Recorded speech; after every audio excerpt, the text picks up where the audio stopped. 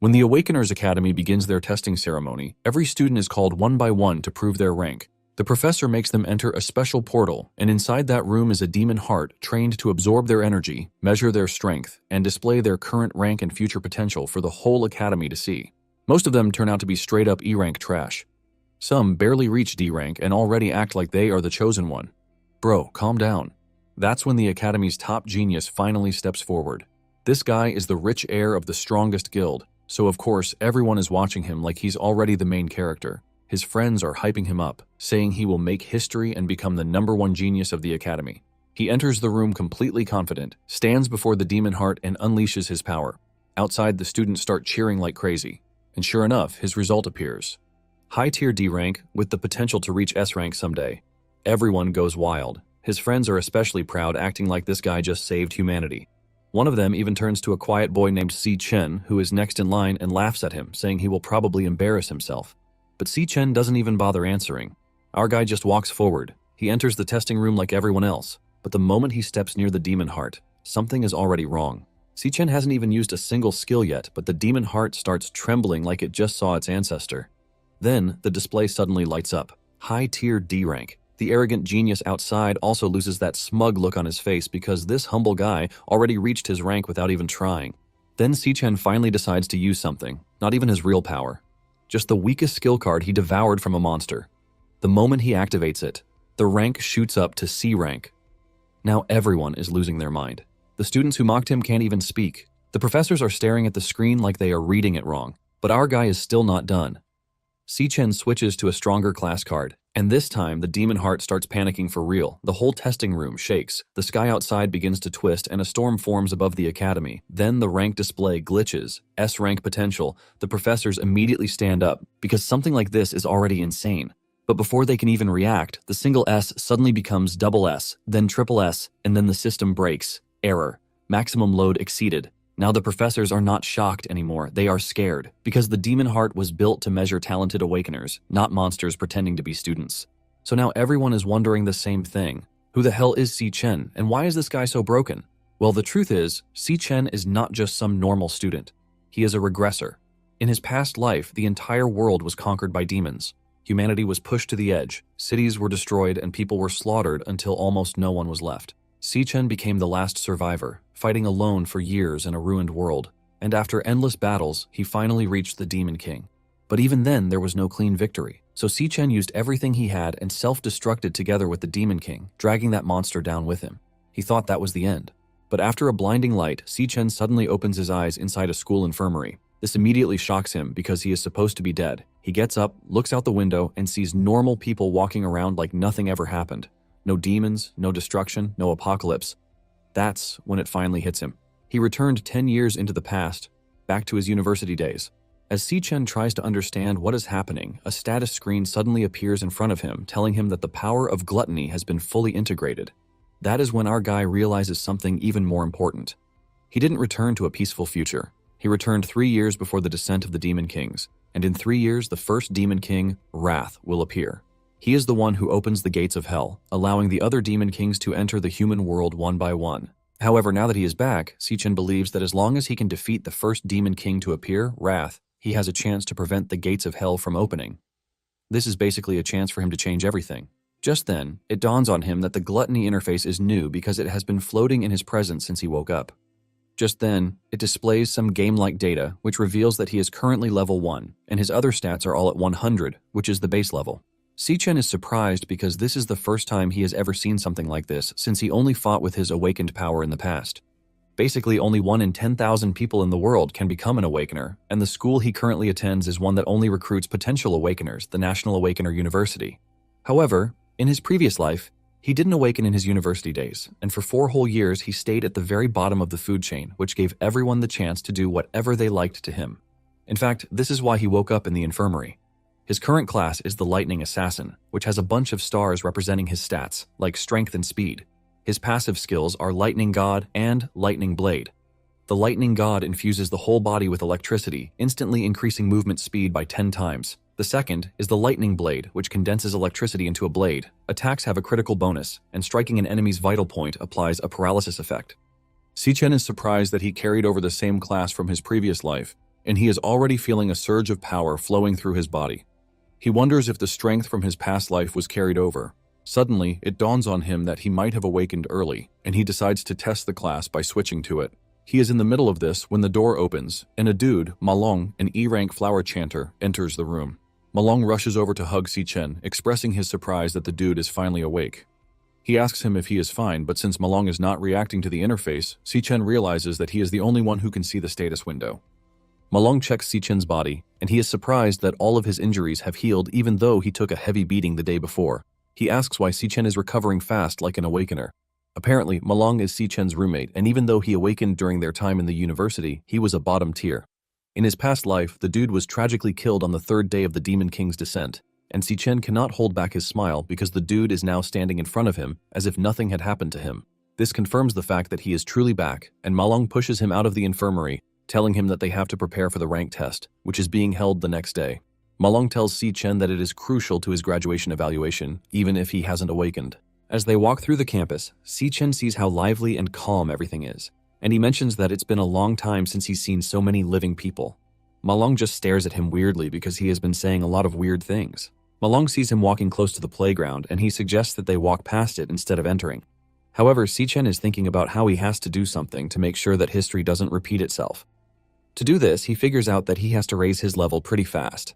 To level, he would need to kill monsters in demon lairs, but the majority of the demon lairs have been monopolized by the great guilds, and outsiders have zero chance to level up. Since his current stats are all sitting on 100, he wonders how strong he is compared to other awakeners and monsters. Apparently, to distinguish power levels, the government has classified awakeners and monsters into ranks, which range from the highest, S rank, to the lowest, E rank. At the moment, most students at the university are stuck at E rank, and only a few geniuses or those with a guild supporting them can reach D rank. With his current stats, he can estimate his power level, but he wonders what rank he would get if he took the test. However, he is confident that he is stronger than Malong. They are minding their business when a ball comes flying out of nowhere, hitting Malong in the head, causing him to hit his head on the ground. It turns out that the ball came from a bunch of bullies sitting in the distance, and these are the same guys who sent Si-chen to the hospital. Malong freaks out when he looks up and he sees the dude standing there because this was what he wanted to avoid when he suggested that they take another route. The leader of the gang is a jacked up dude with an annoying face, and he tells the two to go buy him drinks. Malong bows his head in fear, assuring the dude that he is going to buy the drinks he wanted. However, Si-chen stops him, telling him that he is not at fault, and the gang of bullies should be the ones saying sorry. Si-chen makes sure to aura farm as he leaves his two hands in his pockets while addressing the gang. Just seeing the big guy, Si-chen remembers unfavorable memories from his past. The dude once pushed his head into the sink, claiming that he was helping him awaken his power. They only let Si-chen go after he fainted, and Malong was the one who rushed over to check on him. Si-chen manages to recover while asking Malong why the dude and his gang have to mess with them, but the moment the dude hears him talking, he turns back to beat him up some more. Now in the present, Si-chen is completely pissed about the events from his previous life, and when he speaks back to the dude loses it. Malong freaks out, and he starts sweating all over while asking Si-chen if he is trying to get himself killed. Apparently, the dude is Gongcheng, and he is an E-rank flower warrior. Cheng's arms solidify as he approaches Si-chen with his gang. Si-chen knows that Cheng only dares to bully those who are weaker because his older brother is the strongest and also the student council president. In reality, the dude himself is pretty weak, and the moment the other students see Cheng walk to Si-chen, they assume that Si-chen is about to get beaten up again. Everyone knows them as the two most useless dudes in the entire school, but Si-chen doesn't move an inch even as Cheng stands tall above him, asking him to repeat what he said. Si-chen then tells the dude not to bother him and his friend again, but Cheng loses it, and he throws a heavy punch at Si-chen. Surprisingly, our guy easily blocks the attack with one hand, and this has enough force to send Cheng staggering backward. Everyone freaks out in shock when they see this because no one expected Si-chen to be able to block Cheng's attack. They start asking questions among themselves about how this is possible, since Si-chen hasn't awakened. Cheng loses his mind in anger, asking Si-chen if an unawakened weakling like him is aiming to challenge him. Just then, Si-chen lets out an evil smile as his class fully switches to the lightning assassin, and he decides that he is going to test out his skill on Cheng. Malong freaks out in shock because he didn't even expect that Si-chen had awakened. Seeing lightning run through Si-chen's body, Cheng also reinforces his body with his apparently indestructible demon armor, but before he even realizes what is happening, Si-chen reaches him and he punches him in the face while still maintaining a hand in his pocket. The punch carries enough weight which sends Cheng tumbling into the distance before being stopped by a wall. The students scream out in shock because Cheng was taken down with a single hit, and even Malong can't believe that the person he is currently staring at is Si-chen. Cheng's face is entirely disfigured, but he still hasn't learned his lesson, as he believes that Si Chen used a sneak attack on him. Chen yells at his gang members, telling them not to just stand there and watch. He wants them to jump Si Chen together, but his gang members can see the overwhelming aura radiating from Si Chen's body, and they know that Si Chen is more than capable of killing them if they mess up. As Si Chen walks up to Chung, Chung gets up and throws another punch at Si Chen, but Si Chen easily grabs his arm, crushing it. Chung screams in pain, but his suffering is not yet over as Si Chen cooks up a powerful left punch that he sends into the dude's chest, shattering almost every bone in his body. Chung is sent flying into the wall with his clothes all torn up. He crashes into the wall really hard and he passes out with his entire body totally bloodied. Malong is left in complete astonishment while wondering when Si Chen became that strong. After taking Cheng down, Si Chen confirms that he can switch classes whenever he wants. Even though he is still a level 1 player with the system, he realizes that his strength is enough to deal with the lowest level awakeners, which means he is currently above E rank. However, he still doesn't know his exact rank, but he also wonders why there's no increase in his stats even though he already defeated Chung. A wild idea suddenly comes to his mind and he conjures a lightning spear as he walks toward Chung, aiming to finish him off. Malong and the other students freak out when they see this and they urge Si Chen to calm down and not go through with what he is about to do. Even Chung, who was knocked out before, wakes up when he sees a lightning dagger on his throat, ready to tear his neck apart.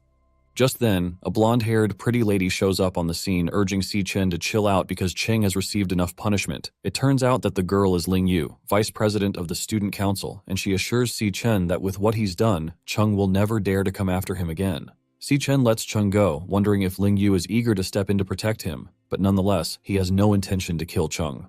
However, he had to show the dude that he can't keep coming after him. Meanwhile, Chung's minions are freaking out where they are hiding, and seeing how scary Si Chen is, they make a vow never to bother him again unless they want to die. Everyone has always known the two as the weakest and poorest losers in the whole school, but the way everyone sees them has suddenly changed.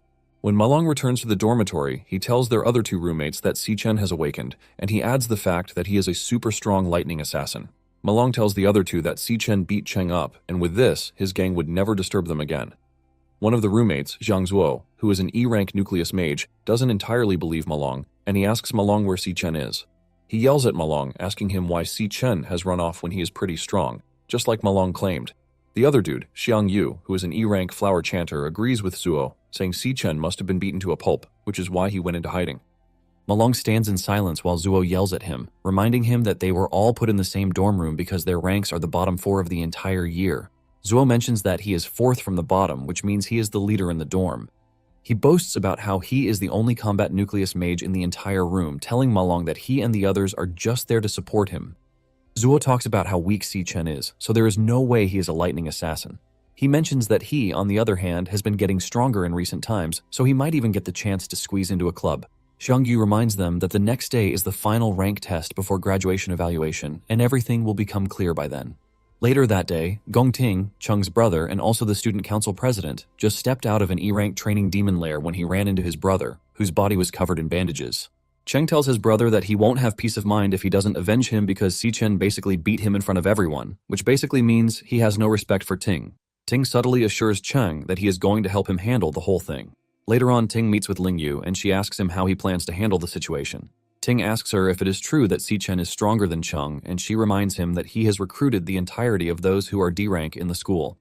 She adds that others don't even have the opportunity to access demon lairs like him, so there is no way stupid mediocre awakeners like Si Chen can improve. Ling Yu praises him highly, telling him that no one can actually catch up to his pace. While they are having this meeting, Si Chen is running in the rain, carrying 100 weights on his back to make it more grueling.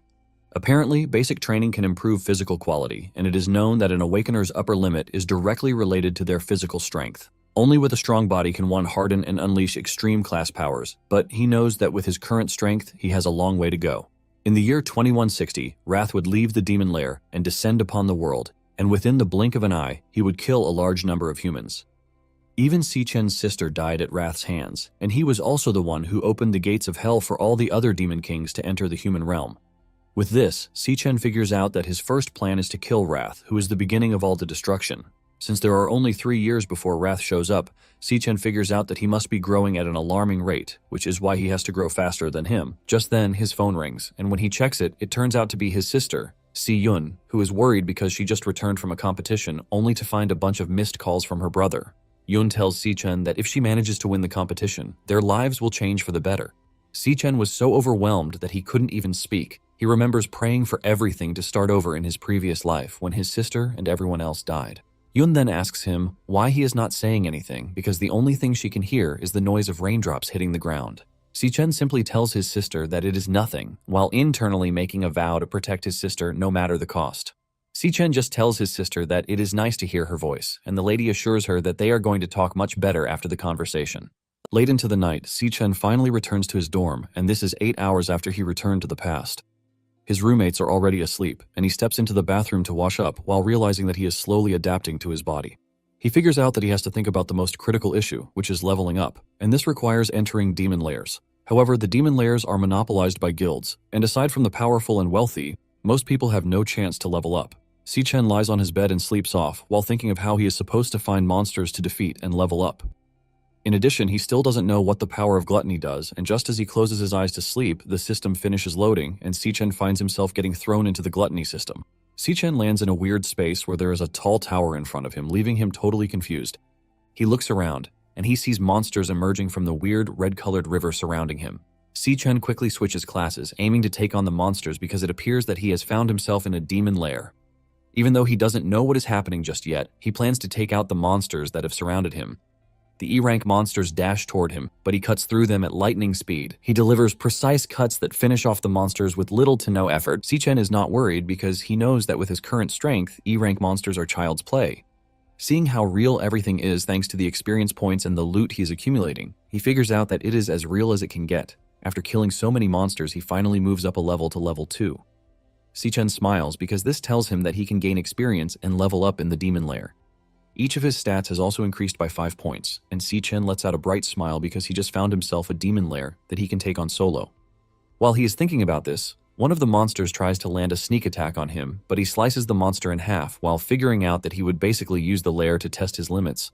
Si-chen continues cutting through the monsters, and in no time he reaches level 3. Si-chen is surprised at the fact that he is actually leveling up in such a short time, and suddenly the system displays an option for him to devour the monster boss that he just defeated, leaving him surprised. He starts to realize that this is the true power of gluttony, and just then, he stretches his hand forward to consume the monster's essence. Upon absorbing the monster's essence, another class card appears on the scene. This is a class that grants him immunity to cold, and his resistances are increased in low-temperature environments. Si-chen is surprised that the monster was absorbed into a card, which tells him that he can devour his enemies after he has killed them, so he can turn them into his own classes. Suddenly, it dawns on him that this is the same skill that Len Yu had, and it appears that he has seized it for himself. It is known that classes are born with everybody, and one can only possess one class.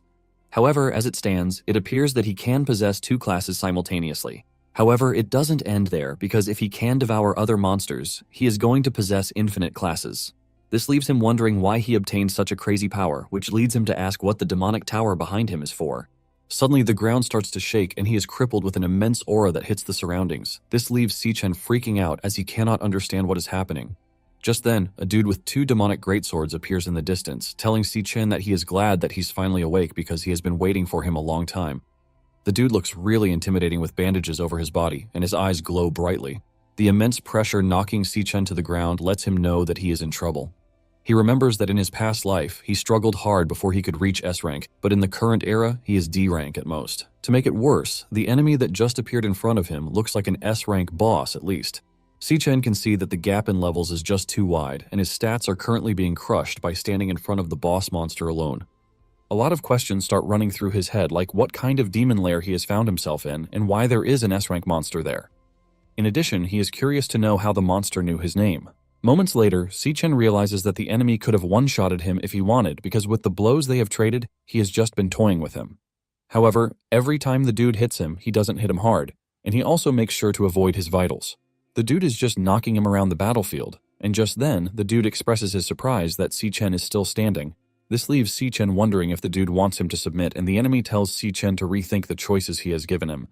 Basically, he wants him to either stay and guard the demonic tower with him, claiming that it is a rare opportunity, but Si-chen outright rejects the offer, saying there is no way he is going to stay in the hellhole.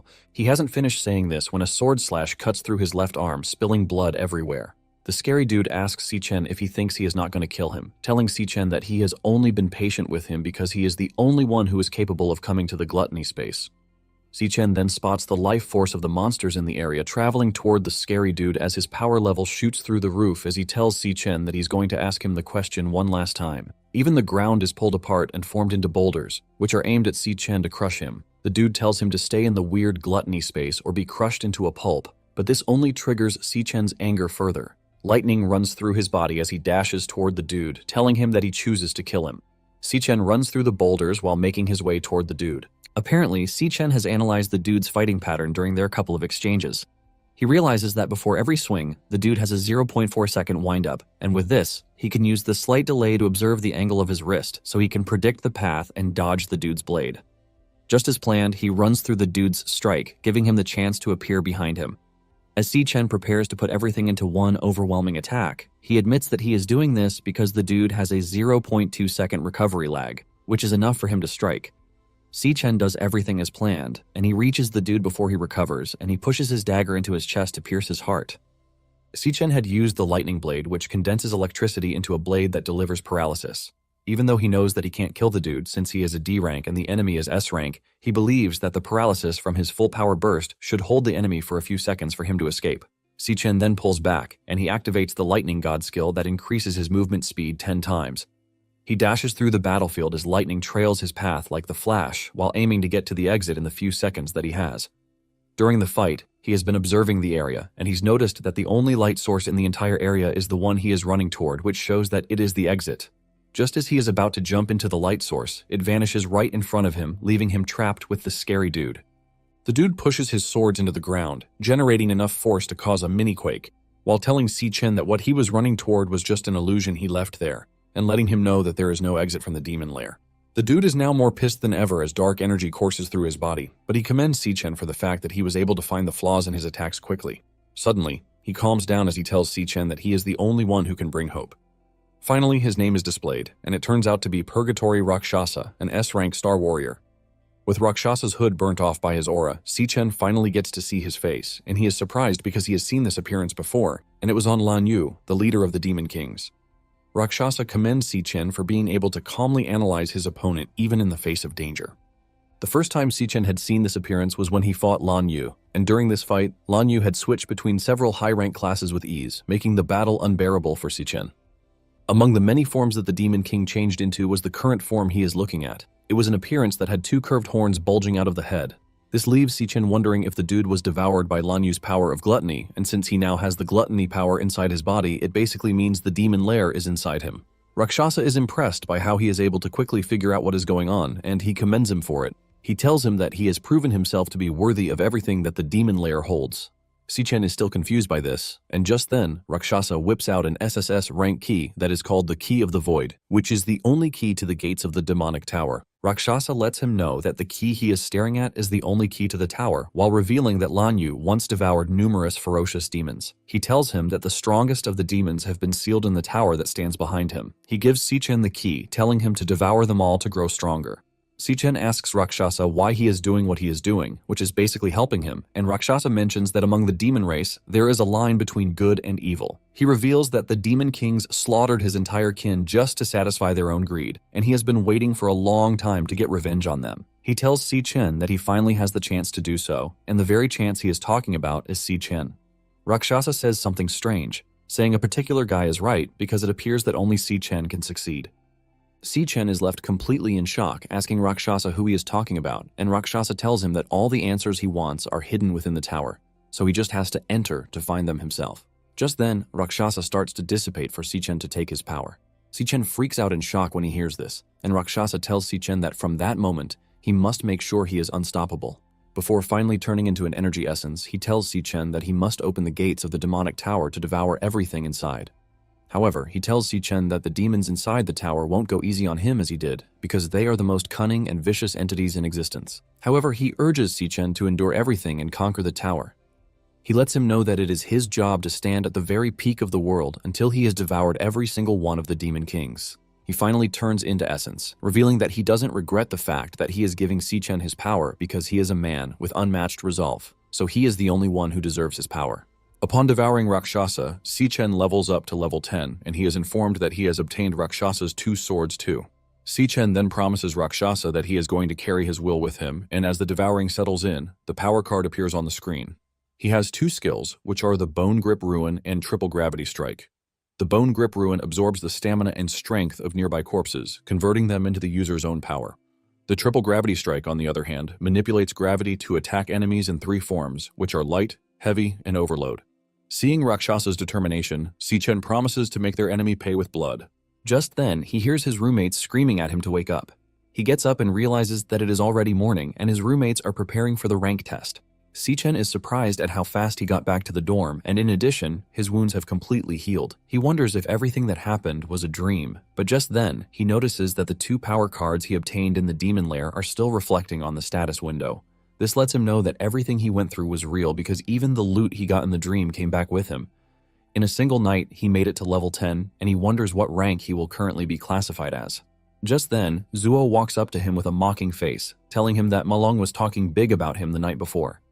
He asks Si-Chen if he is planning to take over his reign as the leader of the dorm, and he suggests that they head to the rank test so he can see what he is made of. Moments later, the four finish dressing up, and as they head to the arena where the test is being held, Zuo reminds the other three that they might all be E ranks. But he is mid-E rank, unlike them, who are low E rank. He munches on a dough while claiming that the gap between each tier is massive, so this means he can take on 10 low-rank E rank at the same time. Zuo jumps up in joy, saying his rank might have shot up since the last test, and Malong subtly tells Si-Chen to make sure he gives his all in the test. He wants him to aim for D rank at least so he can scare the hell out of him. Si-Chen acknowledges his suggestion to make it to D rank. Not long after this, they arrive at the arena, and Zuo is surprised that most of the students are already there. Just then, they spot Chung's lackeys walking toward them and they start freaking out. While the others are freaking out, Si-Chen stands unfazed without any care in the world. Zuo and the other two are about to sink into the ground in fear when the lackeys suddenly bow to Si-Chen while addressing him as their big brother. Zuo is left in shock as he asks why they are suddenly being respectful to Si-Chen, and Malong reminds him that he told him everything that Si-Chen did. Instead of acknowledging those who are bowing to him, Si-Chen ignores them and walks away. Just then, he runs into a rude dude, Jiang Jun, who tells Si-Chen that he heard everything he did to Chung the day before. Jian yells at Si-Chen, asking him if he knows who Chung is. He reminds Si-Chen that Cheng is Ting's junior brother. While Jian is busy yelling at Chen, Zuo and the others are hiding in the distance, wondering why Jian is now targeting Si-Chen. Jian moves closer to Si-Chen to whisper in his ear, telling him that he has a unique sense of smell, so he can smell a true strong warrior from a mile away. However, he doesn't smell anything impressive from Si-Chen, and he tells Si-Chen that what he smells from him is the stench of a permanent bottom feeder. Si-Chen ends his entire ego by asking him if he is a freaking dog, and this almost makes Jian lose his mind. He yells at Si-Chen, asking him to repeat what he just said, but before he can hit Si-Chen, Ting arrives on the scene, telling Jian to back off. Ting mentions that he has already investigated what happened, and it appears that Cheng was the one who offended first, so it is only right to pay the price for doing something wrong. Jian backs off just as Ting ordered, and he and Si-Chen lock eyes intently. Just then, one of the old examiners came up to the stage to tell them that the grade test would begin shortly. He mentions that they are going to conduct the test in order of student number, so he suggests that they come up to the stage in an orderly manner when they hear their name.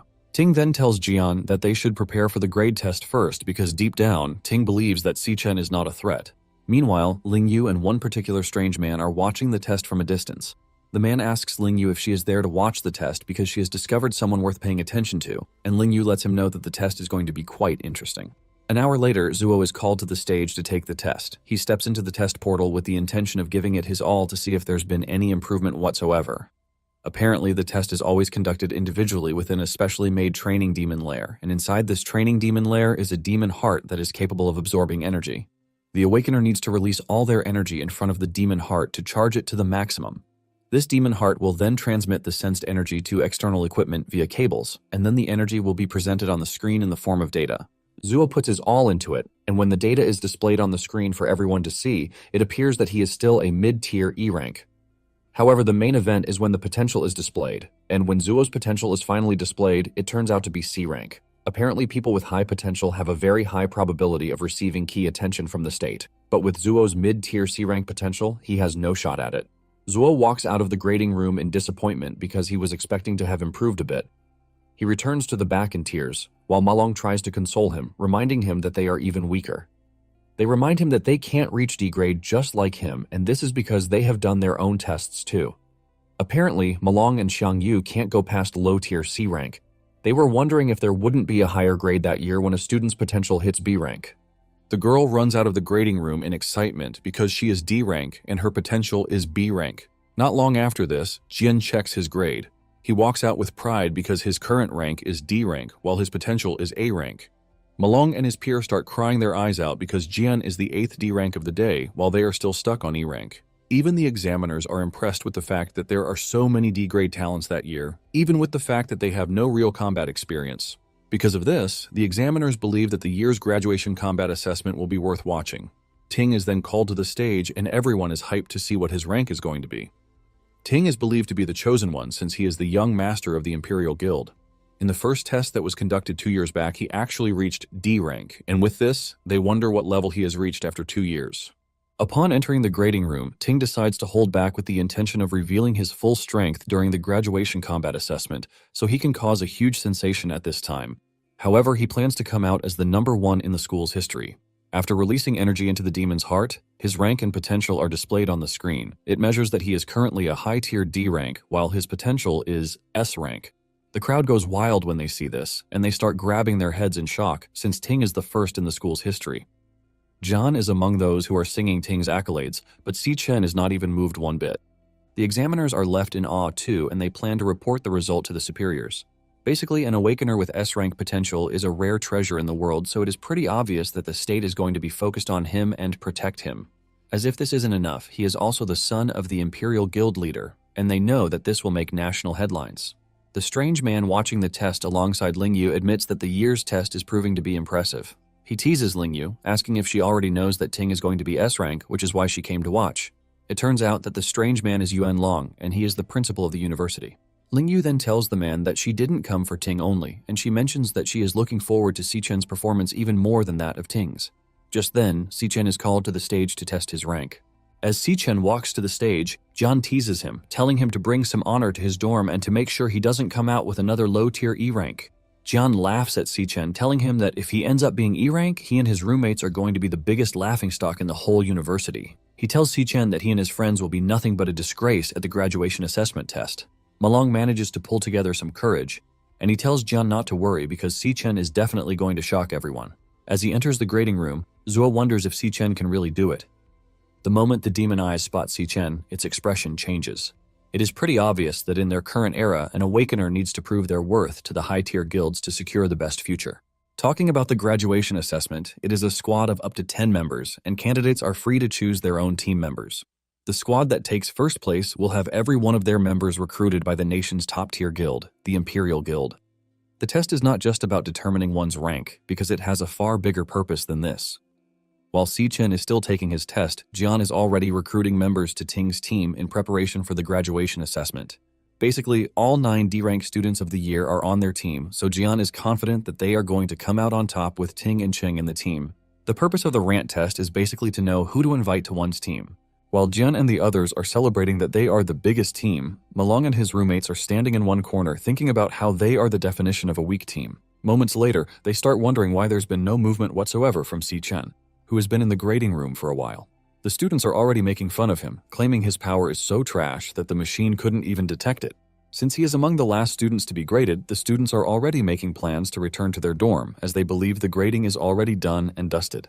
Jian even tells Ting not to waste his time, and they should find a place for some karaoke. Ting agrees to this, and just as they are about to move, the screen starts to glitch, preparing to display Si Chen's rank. By the time the rank comes on, everyone almost loses their minds because it turns out to be a high-tier D rank. Malong goes crazy, screaming at the top of his voice, telling everyone that he wasn't wrong. Even Ting and Jian are shocked when they see this. Back in the grading room, Si Chen pulls back from feeding the demon heart energy, and the system detects the instability in the demon heart, telling Si Chen to retake the test so his potential can be displayed. It turns out that Si Chen only used his basic class, and he is surprised that his level 10 base stats are equivalent to high D rank. He then decides to switch classes to the Infernal Death King, which is currently his weakest, devoured class. He retakes the test, and this time around, it changes into a C rank, leaving everyone to lose their minds. Even Ting and John cannot believe what they are staring at. Jian wants to believe that there is something wrong with the machine. Even the examiners are left confused as to why the rank keeps changing, since they have never seen something like this before. Just then, the system tells them that there's been another anomaly, and Si Chen has to retake the test. Meanwhile, the demon heart is already freaking out, and Sichen figures out that his 2 other classes will be above C rank, since his weakest classes are pretty strong as they are. Sichen then switches classes to Rakshasa because he would like to see the full extent of his true power. The demon heart almost shatters when it sees this, and even the sky suddenly becomes cloudy, leaving everyone to start questioning what exactly is happening. Malong and the other 2 are overwhelmed, and they conclude that their dorm has given birth to a god-tier monster.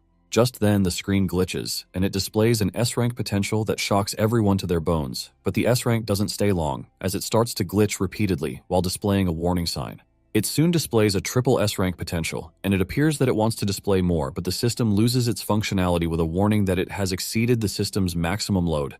The machine goes up in flames as the examiners rush over in shock in an attempt to make sure that Sichen is safe. Upon entering the grading room, they are left with something unprecedented. The demon heart has burned out, leaving them wondering if it did because of overusage. Sichen turns around and walks off, but he is the only one who knows what happened to the demon heart. Apparently, he pushed too hard and choked the demon heart to death. However, he got something surprising out of it, and this is the fact that he was able to devour the demon's heart.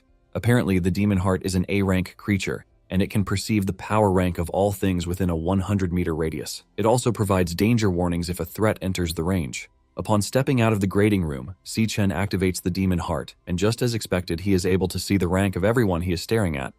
Sichen admits that it is pretty convenient because he can use this to see the rank of everyone around him. He checks out Ting's rank, and it turns out that he is actually mid-tier C rank, but intentionally hid his true strength. Just then, the examiners step out with the dead demon heart, saying the demon heart died due to excessive strain, and because of this, they suspend the testing for the day. The examiners mention that Sichen's data might be in error, so they are going to report it to the higher-ups. The examiners told those who hadn't been tested to come back the next day, promising that they would have a new device ready by then. Malong and the other 2 rush towards Sichen, worshipping him. They even ask him what he wants to eat, and Sichen suggests that they just return to their dorm. Just then, Jian shows up with his loud mouth, saying he already knew that the machine was glitching because there is no way a loser like Sichen would reach C rank. Jian continues yelling at Sichen, asking him what he plans to do to the demon heart that he broke. He continues saying all the trash things, while Sichen just debates whether he should cripple him because he is always talking. Just then, Ting appears from behind, telling Jian to stand down because they can't be disrespectful toward their teammate. Jian is shocked when Ting addresses Sichen as a teammate, and he is still trying to recover from this when Ting stretches his hand to Sichen, offering him a chance to join his squad so that they can tackle the graduation assessment together. Ting tells Sichen that the highest score in history is going to belong to them, and Sichen stares at him weirdly as he makes his offer. Jen starts freaking out because he knows that if Sichen joins the team, someone has to be kicked out of the team. This leaves him worried because he has no idea how he is going to explain this to his kinsman. It is not hidden knowledge that joining Ting's team guarantees first place in the graduation combat assessment. Jian is pissed at the mere thought that Sichen gets to join when a lot of people have even offered bribes but have not been able to join. However, he knows that he can't go against Ting's wishes, and Jian tries to act all friendly with Sichen. He wears an obvious fake friendly face while tapping Sichen on the shoulders, welcoming him to the team. Without hesitation, Sichen slaps his hand off, telling him that he is not interested in joining their team. Ting and Jian are shocked by Sichen's refusal, and Jian starts screaming at Sichen, telling him that they are the top dogs of the school, and he is basically making a mistake by rejecting them.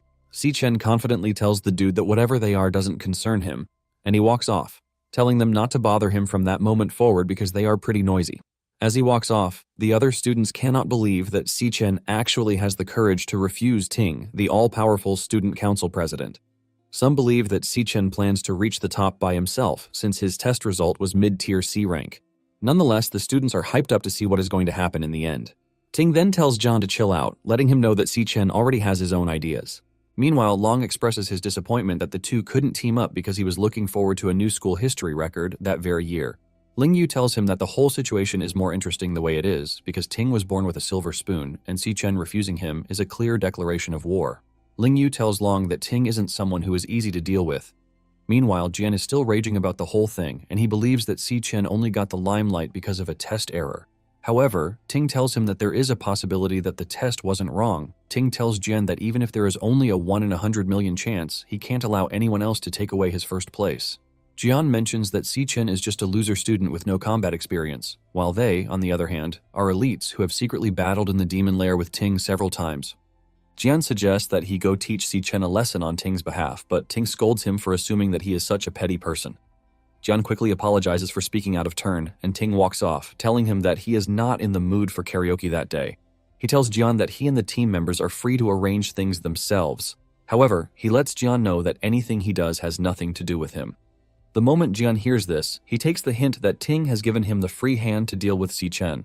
10 minutes later, Jian learns from one of his lackeys that Si Chen isn't in school. Apparently, he had gone home, and the moment Jian heard this, he decided to take action because Si Chen was outside the school, which was the best place. On the other hand, Si Chen is minding his business as he walks through the streets, thinking about his past life. He remembers that it was a guild that first ran into Wrath inside a demon lair, and the guild team was wiped out. After this, Wrath left the dungeon and descended on the human world. This is basically everything he knows as of the moment, and to know where Wrath is in the current life, Si Chen has formulated a plan. However, to start this plan, he needs a large sum of money, and he heads to the Mithril Monster Exchange under the Mithril Guild, which will later become the country's largest material exchange in the future.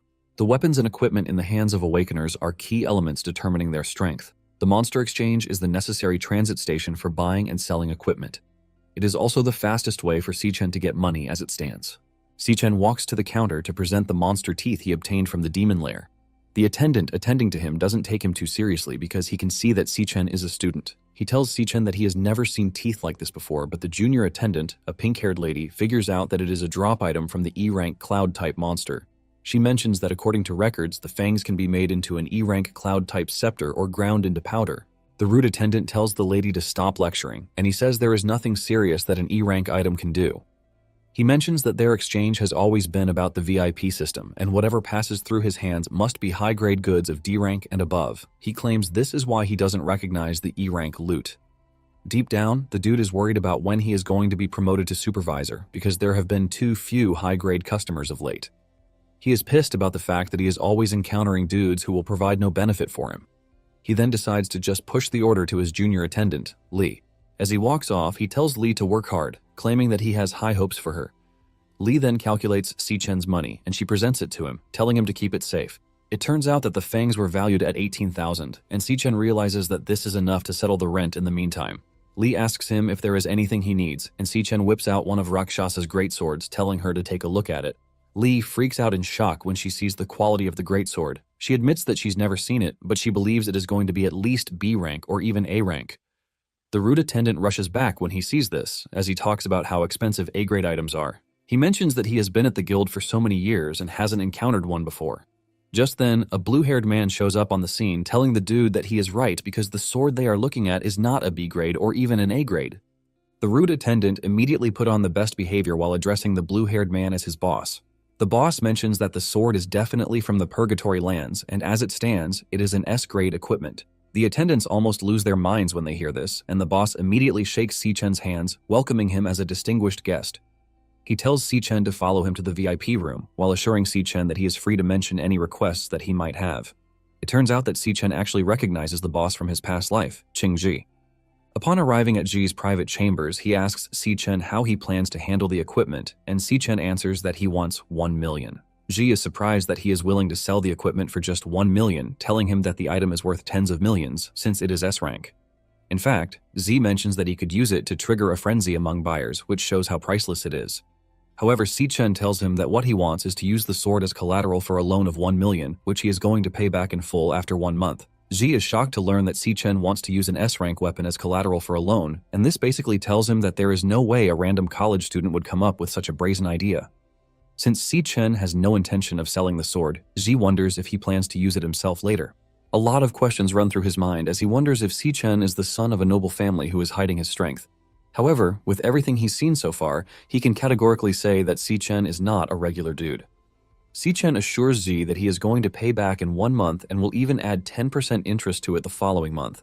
He asks Z what he thinks about the deal, and before he answers, Z tells Lee to leave the room. Z then mentions that with his deduction, it appears that Si Chen is attending the National Awakener University, and he is about to graduate. G says he is aware that the university holds its graduation combat assessment every year, and the year's assessment happens to be exactly 1 month from that day. In addition, the prize money for the first place winner is 1 million, which aligns perfectly with his repayment date and the amount. Z says that with everything so far, it appears that Si Chen is confident that he is going to take first place in the assessment. G mentions that he can see how desperate Si Chen is for money because he can just wait for a month to get the prize money, but he decides to mortgage an S-rank item. However, with all the conclusions he's come to, he tells Si Chen that he is going to give him 1.5 million in cash immediately. To make it sweeter, he tells him that it is going to be interest-free, and he tells Si-Chen to consider this a gesture of friendship. Si-Chen is surprised to hear this, and Z assures him that he is going to keep everything that happened between them a secret. However, if Si-Chen has any new trading needs, Z wants him to consider his organization first, promising to offer him the highest tier of privileges. Si-Chen is impressed with the fact that Z was able to deduce his background demands from practically zero information.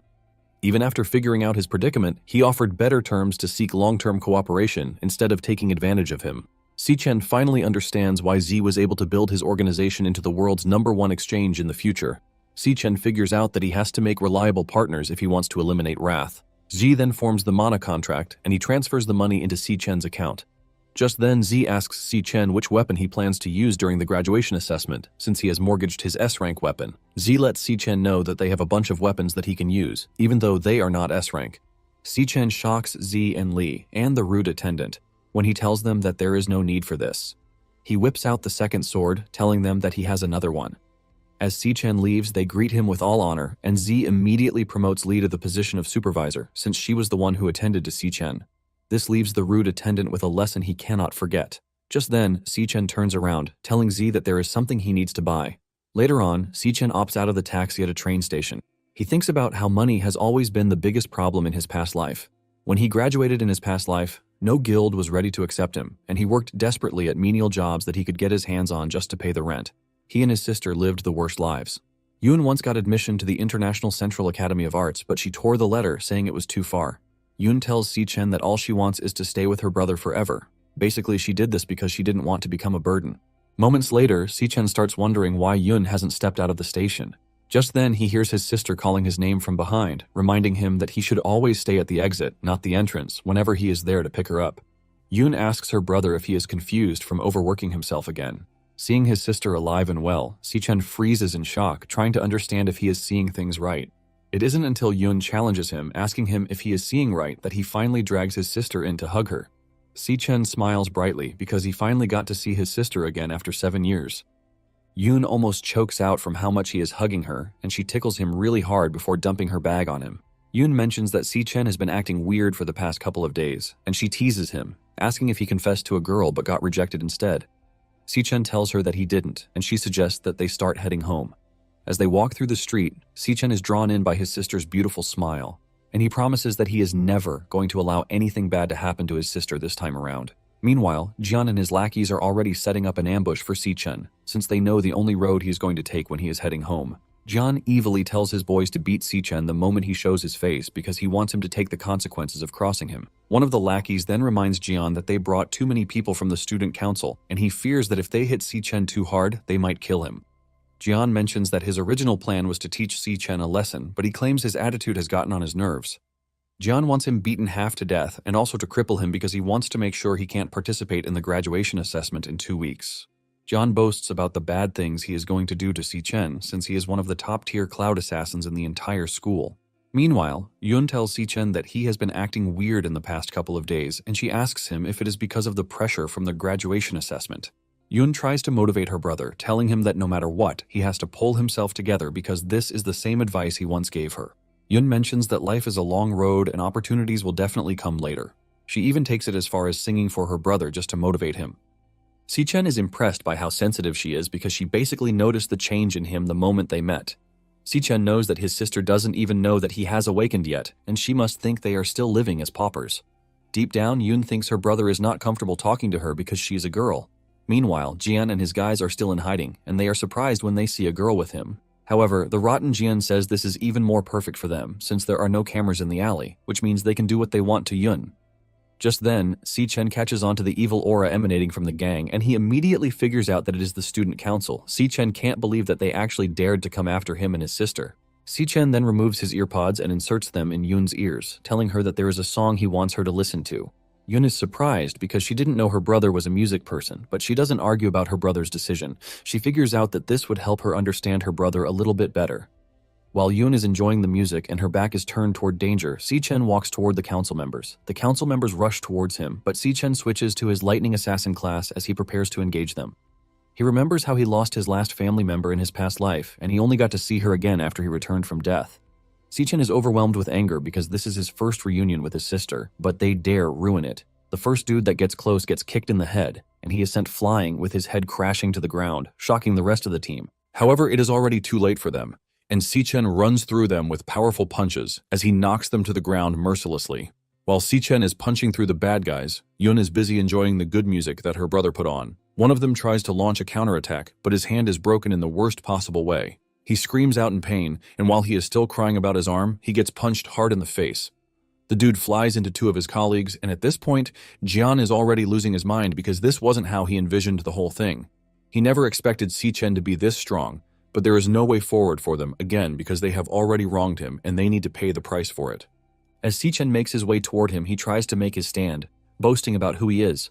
But a punch to the face disfigures his face immediately, as blood splatters everywhere. The force from the punch is powerful enough to send him flying into the distance, but before he even lands, Sichen meets him halfway, delivering another punch to his head that almost shatters his skull.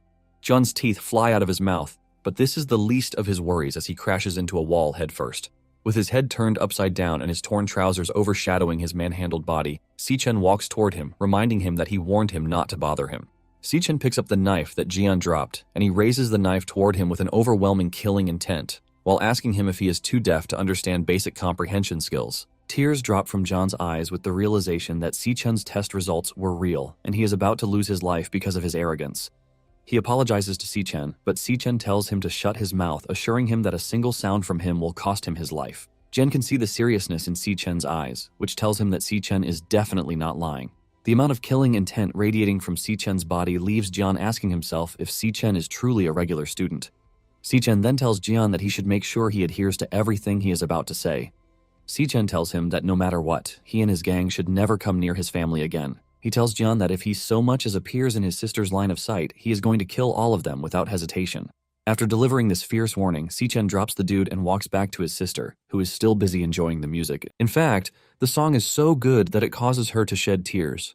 Even though she saw her brother some days ago, this song makes her feel like he is going through a lot. Just when she's about to yell at her brother, she turns around to see her brother holding a gift box, telling Yun that it is for her. Sitting in the box is a monoholographic drawing pen, and Yun is left totally in shock because it is even the latest model. Yun grabs the pen in shock, saying it is over 10,000, and she asks her brother where he got the money. Yun stares intently at the pen, wondering if they should just return it because it is pretty expensive. Unknown to her, her brother had made a secret vow to protect her no matter what. Meanwhile, Jian and his gang members are packed behind trash cans, while they beg for help.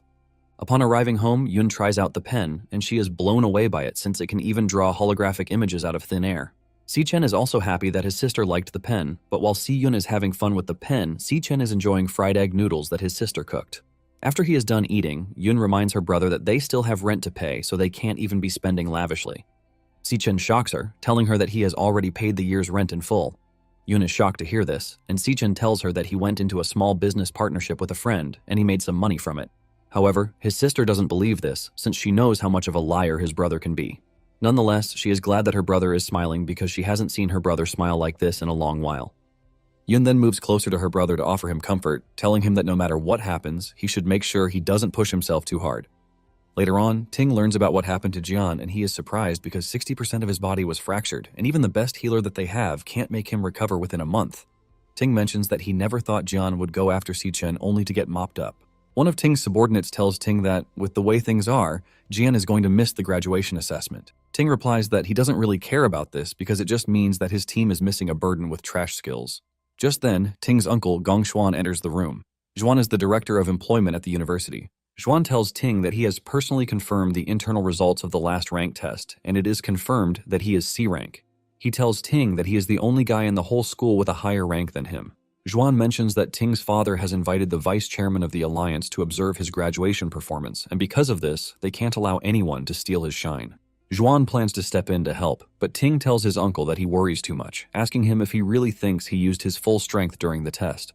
Ting tells Xuan that he doesn't have to worry, promising that on the day of the combat assessment, he is going to let everyone know that he is the true strongest.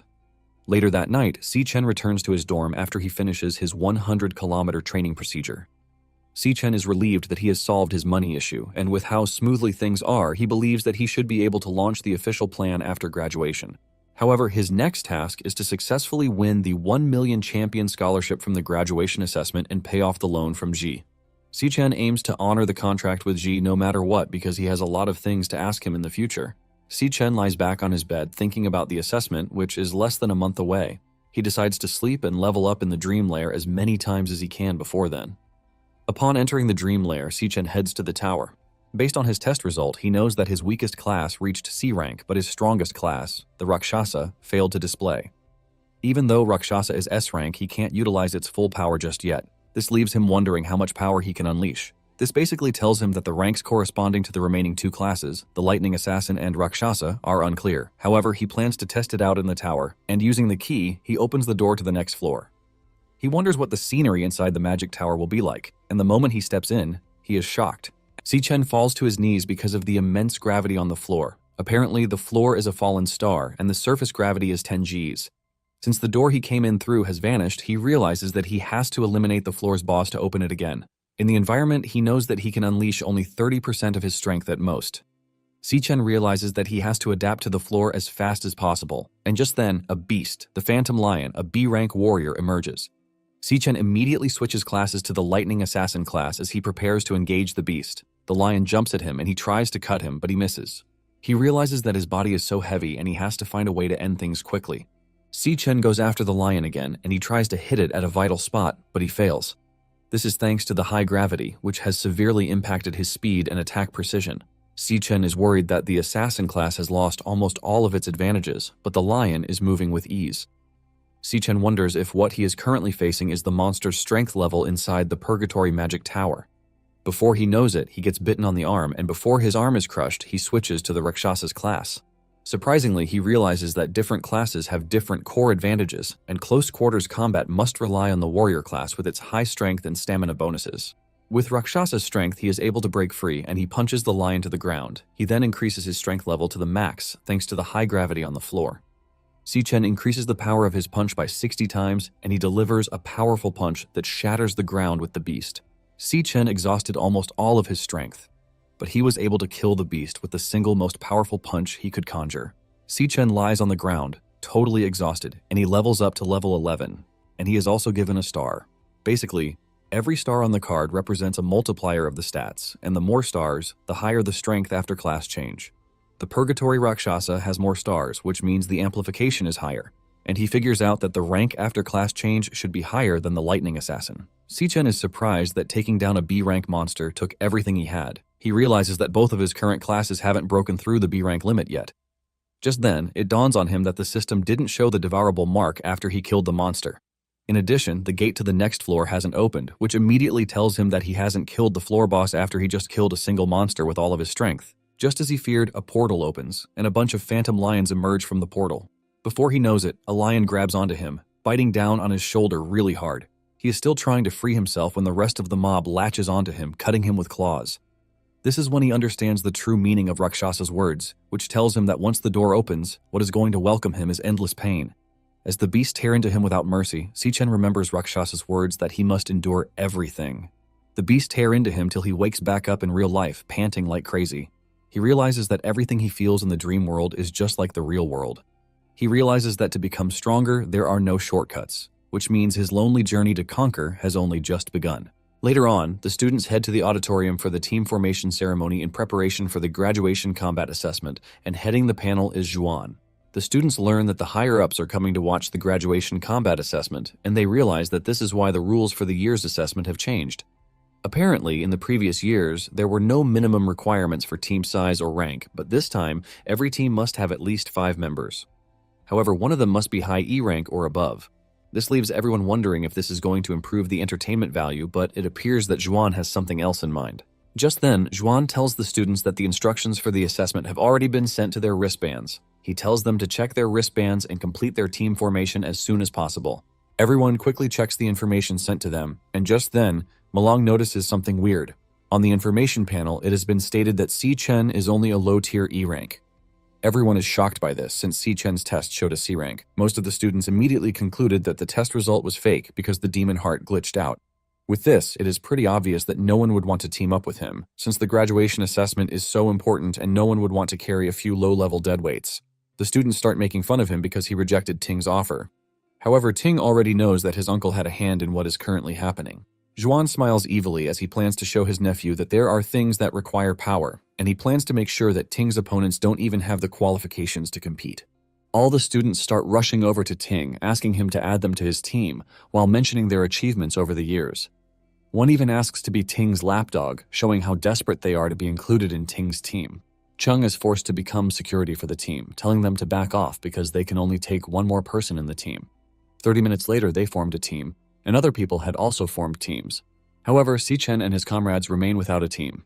Zuo cries in horror because they only have 4 students on the team and they need at least 5 guys. Zuo wonders if this is how they are going to miss the graduation assessment because they couldn't get themselves a team. Malong mentions that the whole thing is weird because Xichen's rank is definitely not the lowest.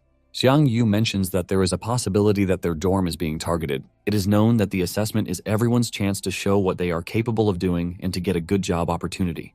In the final assessment, the number of monsters in the demon's lair will be determined by the number of team members. However, it doesn't necessarily mean that the more people one has on a team, the easier it is to get a high score. Nonetheless, even if other students can't get into Ting's team, they are still not willing to group themselves with low-ranked people like him. He, Malong, and Yu are basically the lowest low E rank in the whole school. Suddenly, another team shows up asking Zuo to join their team because they are only missing one more person. They remind him that if he doesn't join them, he might not qualify for the graduation assessment. Seeing this, Xichen realizes that they are about to be abandoned by everyone, and they will eventually lose their qualification to compete. Surprisingly, Zuo tells the suitors that he is not interested because he and his guys already promised to stick together, so there is no way he's going to abandon them.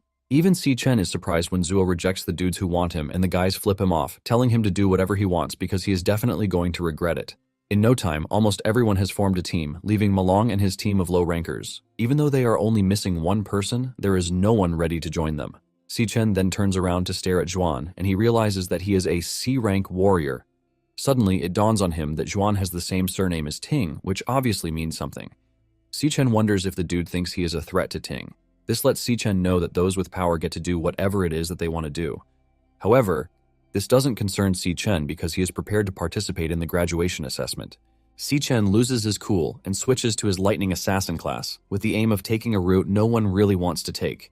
The moment lightning starts to course through his body, everyone knows that something is up. Basically, assessments are not the only way to prove one's strength, and this is because the Awakener schools have always had a special tradition to facilitate students' mastery of their classes. Apparently, students can initiate a one-on-one challenge to prove their strength in front of everyone. However, many refuse this, but Xichen is pretty sure that Ting won't refuse. Xichen is on the verge of challenging him when Lingyu enters the room, asking Xichen if his team is still missing people because she would like to join. Lingyu mentions that she wants to participate in the school's graduation assessment that year, revealing that she already reached D rank back in middle school, so she is pretty sure she is not going to be a burden to the team. The students freak out when they see this, since Lingyu is not just any random girl. Even Chung yells at her, asking her what the hell it is she is trying to do. Apparently, Lingyu is an exchange student from another school, and the students are surprised that she is willing to participate in their school's graduation assessment. They know that she has a mysterious aura behind her, but it is pretty obvious that she is a genius. Even Zhuan is losing his mind when he sees this, and he tells Lingyu that, as an exchange student, she is technically not qualified to participate in their school's graduation assessment. He adds that since Lingyu transferred to their school, she hasn't taken a rank test, and he has never seen a test report that proves her rank. Zhuan tells Lingyu that her participation in the assessment is against the regulations. Suddenly, Long appears in the room via teleportation powers, shocking everyone in the room as he speaks out. Long agrees with Zhuan, saying he is right, and he reminds Lingyu that she is only at the school for a short exchange, so she can't join the fun. Even Xichen is completely shocked because he's always known that the principal is a warrior, but he never knew that he has teleportation abilities. Long tells Lingyu that if she participates in the test, it is going to ruin the fairness of everything because the assessment only has meaning if real strength is shown. Lingyu nervously agrees with him, and Xichen tries to check their ranks, but even the Demon Heart couldn't display their ranks since they have a giant question mark sitting on their heads. Zhuan excitedly agrees with Long, saying their school has such prestige because they have always followed the rules. Long then mentions that the purpose of the university is to cultivate superclass awakeners and give them the best stage to display themselves to ensure a continuous and stable supply of awakener talents to the world. He explains that the graduation assessment is a tradition of decades and it is also one of the most important turning points in a student's life. He asks Zhuan how the school is going to take responsibility if a student loses the opportunity to showcase what they can do, thanks to some stupid special factors. The moment Zhuan hears this, he realizes that Long is throwing a jab at him. Zhuan is surprised to hear this, since Long has never concerned himself with the affairs of the school. This leaves him wondering if Long is doing all of these because of Xichen. Just then, Zhuan decides to back off because nothing good is going to come out of arguing with Long. With this, he knows that this is where his help for Ting stops. Basically, the high-ranked students have all formed their teams, so Xichen is left with trash, and with this, Zhuan is confident that Ting should be able to win the assessment. Zhuan then bows his head to Long, telling him that he is right, admitting that the employment office's lack of consideration has caused some students to be left out.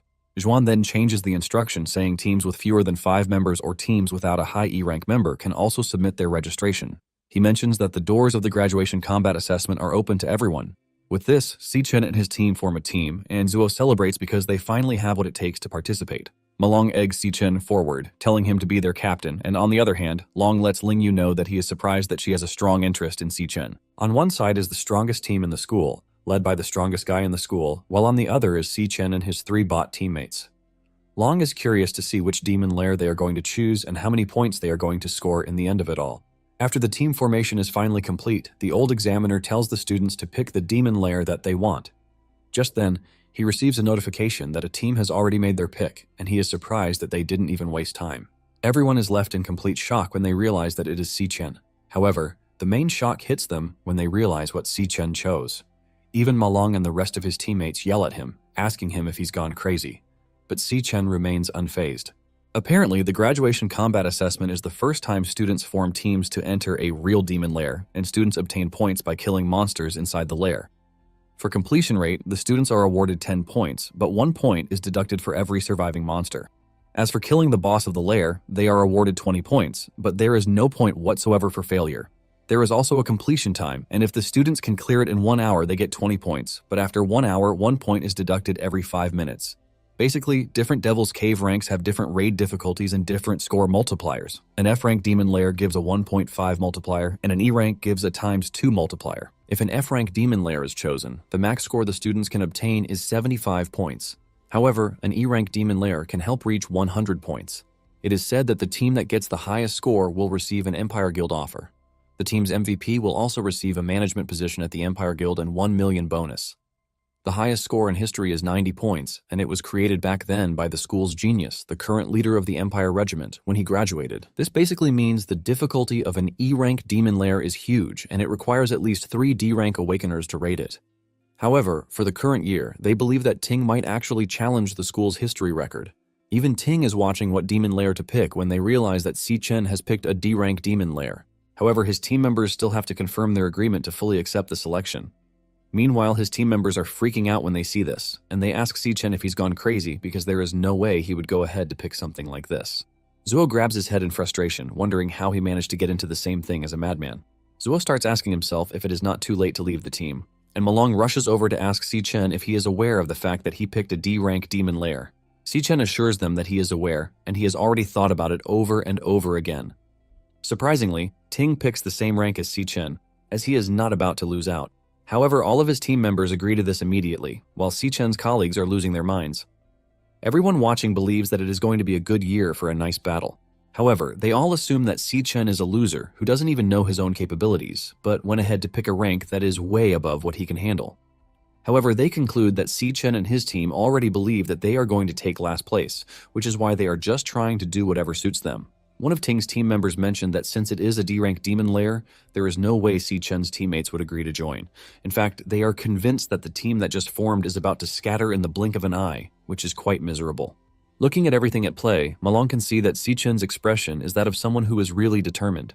Malong notices the powerful aura emanating from his body, leaving him to wonder when it started showing. After carefully assessing the situation, Malong agrees to be a part of his team. He tells Xichen that they have made it through 4 years together, and because of this, he is willing to accompany him to the end. You also figure out that they are in last place on the rankings, so it doesn't really matter which rank they choose. He figures out that it is much better for them to even enter a D-rank demon lair to see how the world is. Zuo even screams out in annoyance that they have all left him behind when he is clearly the boss of the trash dorm. Because of this, he jumps in to agree without considering the risk. With this, every of the members on the team confirms the selection, and Xichen apologizes to his team members, telling them that he chose a D-rank demon lair so he can get the MVP. However, he encourages them, saying it is better they now get the highest score in history since he has forced them along on his journey. Suddenly, Ting appears behind them, telling Sichen that the MVP will be going to him. Right in front of everyone, Ting tells Sichen that the strongest in the school can only be one person, and this is going to be him. Even Ling Yu is surprised when she sees this, and she admits that this is the first time she's seen such an expression on Sichen's face. However, she is glad that the struggle between the two is finally out in the open. Long tells her that being young is actually nice because the fear of the unknown is not there. Ling Yu then tells Long that it is a bit too confident of Sichen to have picked a D-rank demon lair.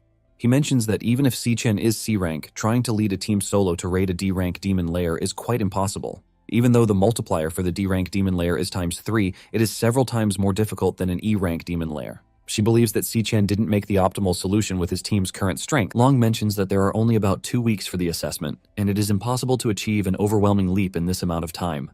However, he can only hope that Sichen and the others put up a decent show by then. Not long after this, Sichen makes his roommates go on runs with him. Since they are not used to it, they tire quickly and they complain to him. Malong tells him that there are others inside the function rooms practicing elemental power and monster simulation combat, but he has no idea why Sichen is taking them through a physical course every day. The others agree with him, telling him that their graduation exam isn't a triathlon, so they see no use in what they are doing. Sichen lets them know that at the current stage, no matter how much they practice elemental power and virtual combat, it is basically meaningless. In the end of it all, he tells them that it is theoretical practice. Sichen then explains to them that what they are going to need in the demon lair is not the theories or combo skills that they have learned, but their instinct. Sichen says what is going to matter in the demon lair is the stamina, explosiveness, and reaction speed that they are currently training, because this is what is going to improve their body's instinct. He mentions that the help provided by the school's simulation training is really limited, and the only thing truly useful is entering a real demon lair for combat training. However, this is not accessible to ordinary people like them. He explains that those with advantages and privileges have always been extraordinary people, just like Ting, and they are going to widen the gap with outsiders at all costs, just to make sure that they stay at the top forever. Basically, from birth, they have possessed things others can't even touch in a lifetime. While he is saying this, Ting is actually going on a demon lair raid with his teammates. Zuo then frantically asks him what people like them are supposed to do. Sichen tells him that the solution is to enter the Empire Guild with the highest score. They are to cross the finish line before those with an advantage, revealing that the graduation assessment is everyone's only chance to overtake on the curve. Sichen admits that it is also his best chance to overtake on the curve, and he assures the team that he is going to do his best to deliver what he promised, which is a win in the graduation assessment. After the motivation, the team takes their training seriously, and they stick to the physical session every day. At the same time, Ting is spending all of his time in demon lairs meant for training. After undergoing physical training during the day, Sichen still heads into the dream lair in the night to fight monsters. With 1 day left, he has leveled up to level 16 with intense battle sessions. Finally, the assessment day arrives, and the students are welcomed to the arena. There is an assessment drone for each team, and this drone will accompany them into the demon lair. Sichen's teammates are seriously prepared for the assessment, and the same can be said for Sichen. The drone tells everyone to make sure that their wristbands and equipment are worn in the right order. Meanwhile, at the school's administrative building, Long welcomes Ting's father, Gong Lin, who is the co-founder of the Empire Guild. The moment the students spot Lin, they are all blown away, since he is a reputable man. However, they notice that there is still another man in the car behind them. They are totally curious about who it is when Long and Lin even walk to the car to invite this person out. Just then, a gentle man steps out of the car and he turns out to be Carl Cavendish, vice chairman of the World Guild Alliance. The students freak out when they see this, since it is a pretty big deal for the vice chairman of the Alliance to come to their school. This is a really special occasion, since seeing the two big shots might not even happen in most people's lifetime. The students finally understand why the entire administrative area was cleared out. Basically, the Guild Alliance is currently the most powerful organization in the world, and the school being able to attract their attention means a lot. Long tells Carl that the broadcast is about to begin, so he should just head in. Zhuan explains that there are 184 students participating in the year's final graduation combat assessment, and they are divided into 28 teams. Among the 28 teams, 23 picked F-rank Demon Lair, while 3 teams chose E-rank Cave and 2 chose the D-rank Demon Lair. The Secretary of the Alliance, Sigrid, expresses her surprise that there are teams that pick the D-rank Demon Lair. She mentions that D-rank caves are considered dangerous even for professional guild raid teams, and she asks the principal if they have really educated the students about the dangers of the caves. Zhuan assures Sigrid that they explained everything to the students beforehand. He mentions that since the students lack practical combat experience, the majority of them are at the lowest E-rank. Basically, they can barely handle regular monsters in an F-rank cave. However, he mentions that they are going to struggle really hard against a boss monster. Zhuan lets it be known that the boss monster's strength is far superior to ordinary monsters of the same rank, so the students must go all out just to defeat an F-rank lord. However, the situation in an E-rank demon cave is completely different. He mentions that the strength of every monster in an E-rank cave is identical to that of an F-rank boss monster. While he is explaining this, the team that entered the E-rank caves is already freaking out because it completely exceeds their expectations.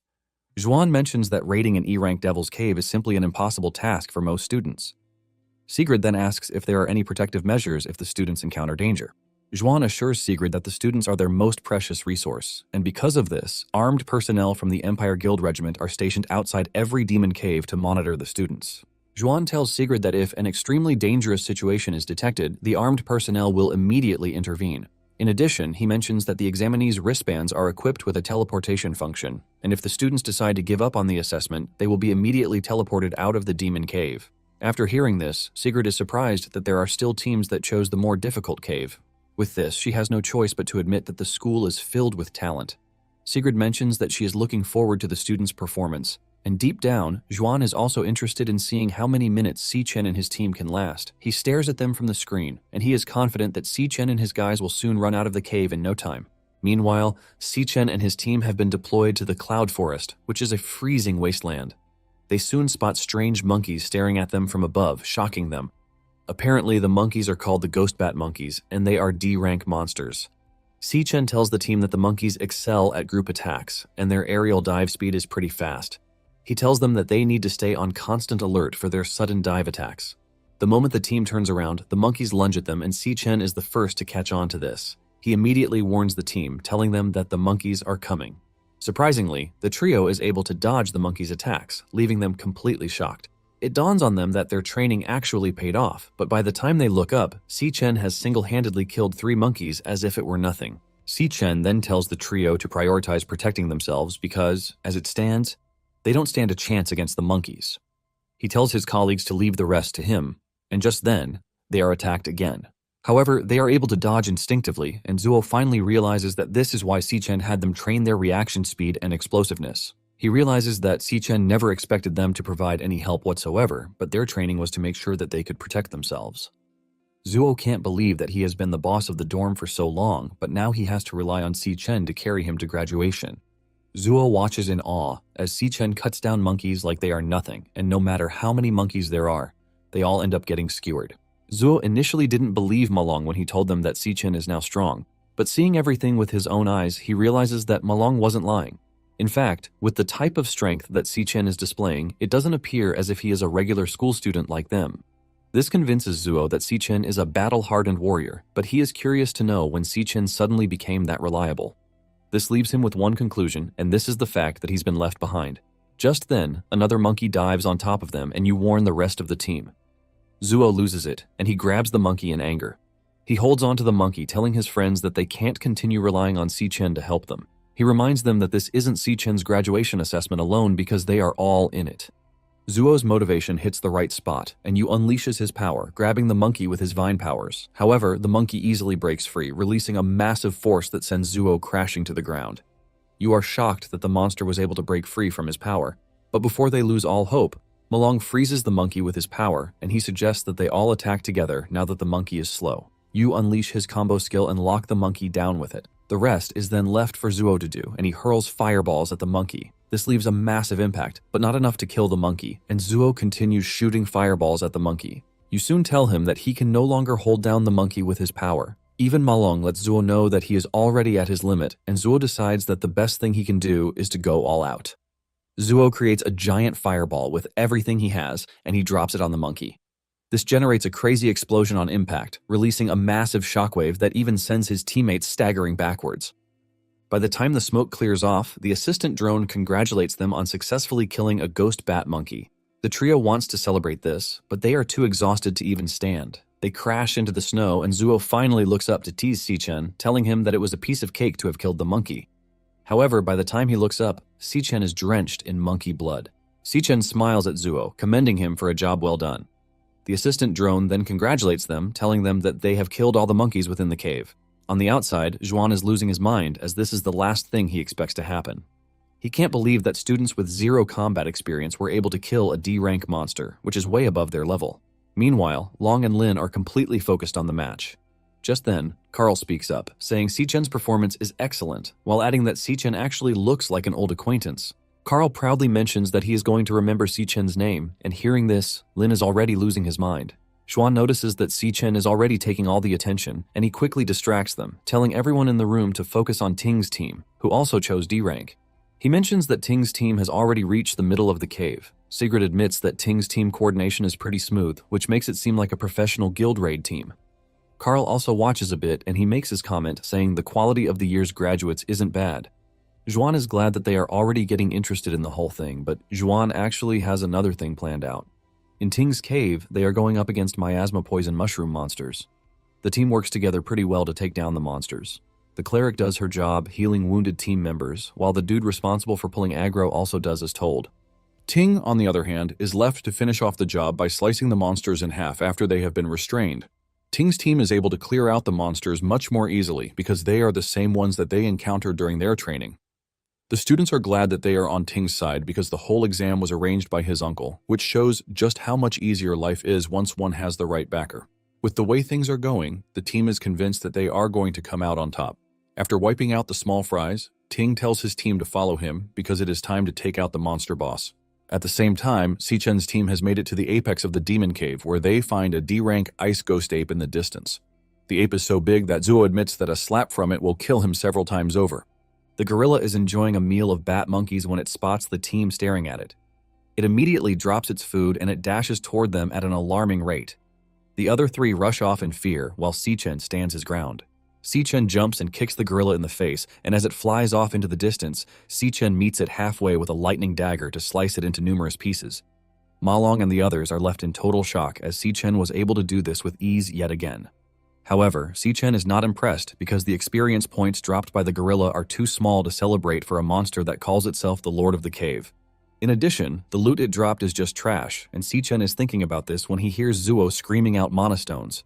He turns around to see the trio rushing toward a tree hollow, which has a bulk load of monastones hidden inside it. The stones are so big that the trio is already thinking about how rich they are going to be. Zuo stretches his hand to grab the stones, but before Sichen can warn them, it is already done. The moment they touch the stone, it unleashes a massive ice burst bomb that freezes everything over. Even the assistant drone was frozen over, causing it to stop broadcasting. It turns out that this was all Zhuan's plan, and he is glad that they actually fell for the trap. He strokes his mustache, thinking about how Sichen's graduation assessment journey has finally come to an end. Carl then mentions that, as it stands, the students' lives are already in danger, and Zhuan quickly agrees to evacuate them. However, Long cuts in, telling Zhuan not to do anything but give the students a bit more time. Lin and Zhuan are shocked when they hear this, and Long explains that the wristbands they are wearing monitor their physical condition, so as it stands, their vital signs are perfectly normal. In addition, there are no reports of them having any thoughts of forfeiting, so the right to leave the battlefield remains in the hands of the students, not the examiners. Back in the cave, everyone has frozen up except for Malong, and this is because he is also a cloud type, so he has some resistance to freezing. Without him, they would have been completely wiped out, and just then, he hears an evil laughter from above. He looks up to see a scary entity staring down on him, and this happens to be the true lord of the demon cave. Malong freaks out because he's seen this monster before in the encyclopedia, and it is a cloud mage that possesses both control and attack skills, which are powerful enough to manipulate ice and snow. It is a cruel monster that likes to toy with its prey until they die, and this monster is the Frostbone Skeleton King.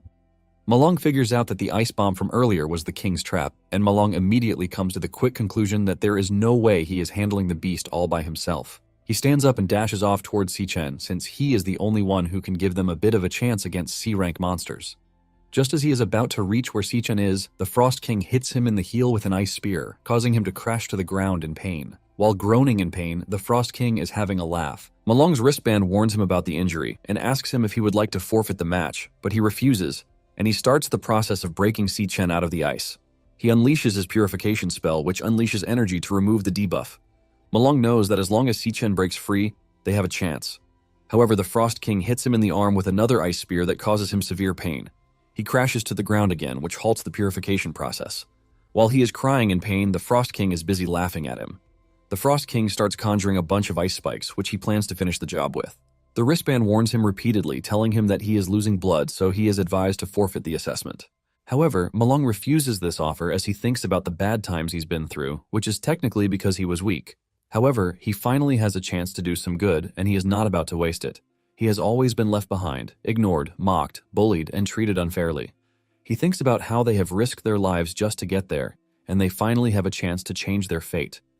With everything that has happened so far, Malong has no intention of giving up whatsoever. Malong continues with the purification spell, and at the same time, the ice spikes fly toward him at great speed. While in the ice trap, Si-Chen has also been trying to break free internally. Malong puts everything into the spell, and just as he is about to be impaled by the spikes, Si-Chen breaks out with his lightning speed and he grabs Malong out of harm's way, shocking the Frost King. Si-Chen takes Malong to safety, and Malong expresses his surprise that Si-Chen still had to break himself free from the ice trap. However, Si-Chen lets him know that he was a huge help. He asks Malong if his wounds are not too serious, and Malong tells him that they are not serious. In fact, he has even stopped the bleeding, and Malong mentions that they can't afford to get frozen by the Frost King again. Just then, Si-Chen looks up to see the monster conjuring a massive ice bomb that freaks Malong out. Malong screams in horror, asking Si-Chen how the monster is able to cast such a massive bomb while wondering how they are supposed to dodge it. The Frost King doesn't hold back as it lets go of the bomb, hitting the two. This leaves a massive explosion, and the monster concludes that they are done for. By the time the ice dust clears off, the two remain unharmed. It turns out that Si-Chen had activated the Infernal Death King, which is also a cloud class, to negate the Frost King's attack. Both Malong and the Frost King freak out when they see Si-Chen's changed appearance, which is quite unexpected. Malong asks Si-Chen how he is able to do this when he is supposed to be a lightning assassin. This is when it dawns on Malong that Si-Chen might be one of the very rare dual-class awakeners. Just then, Si-Chen starts to change his class to Rakshasa, and he apologizes to Malong, telling him that his initial miscalculation put the three of them in danger.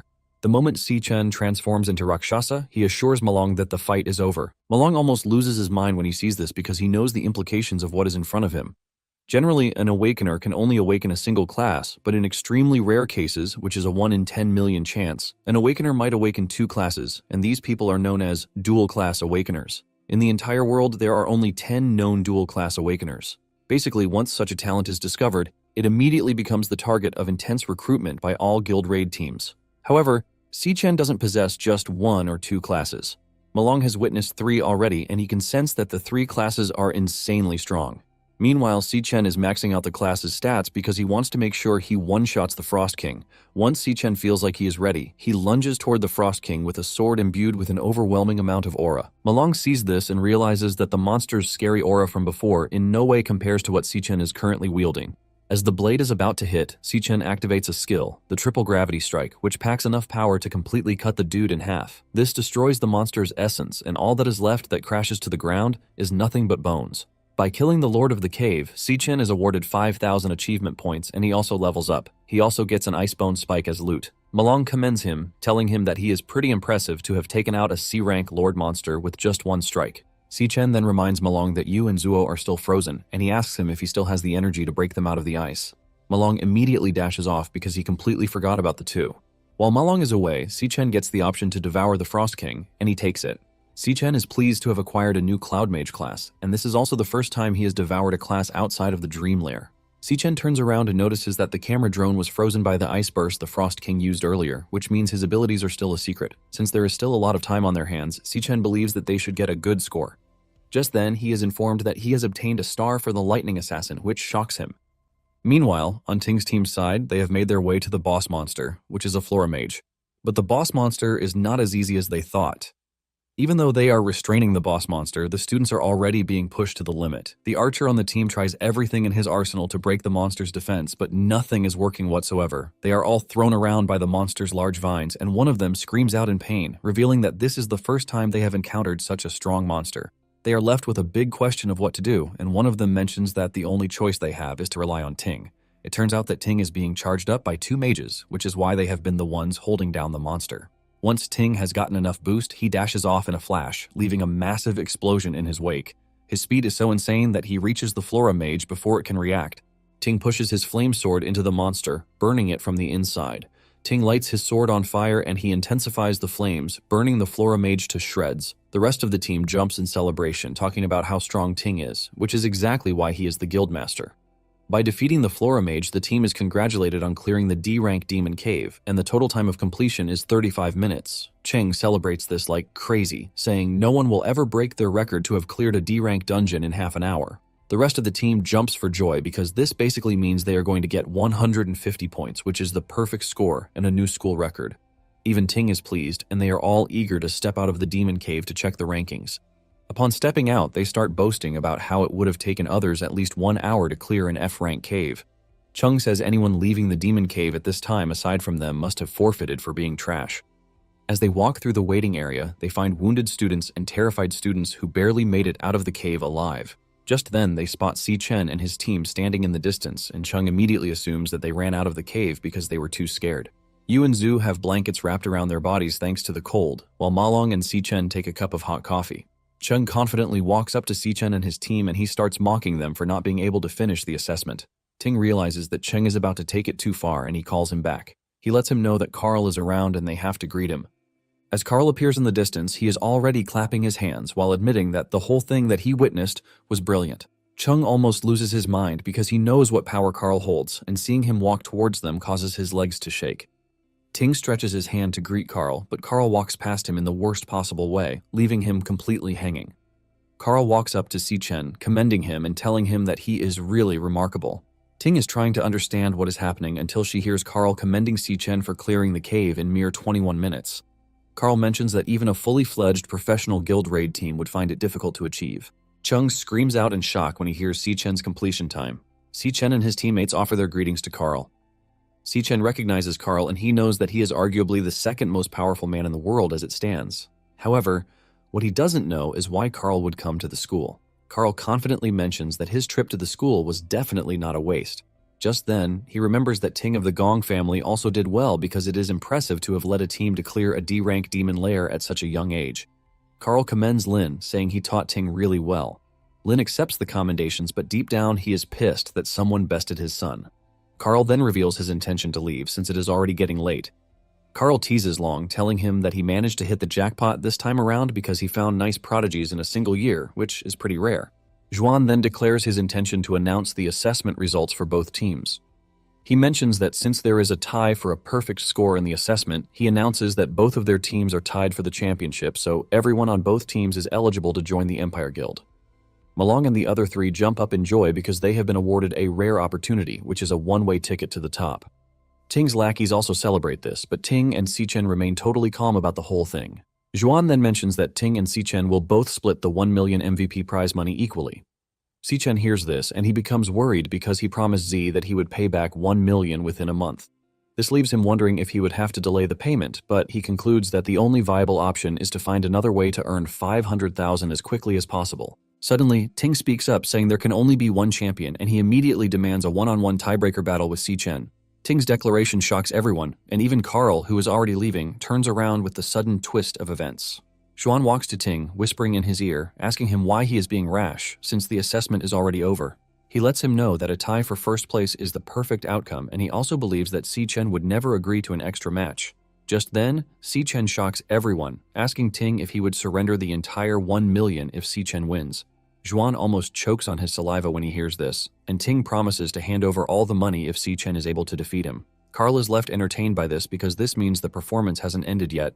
Si Chen confidently walks up to Ting, asking him how he wants them to settle the match.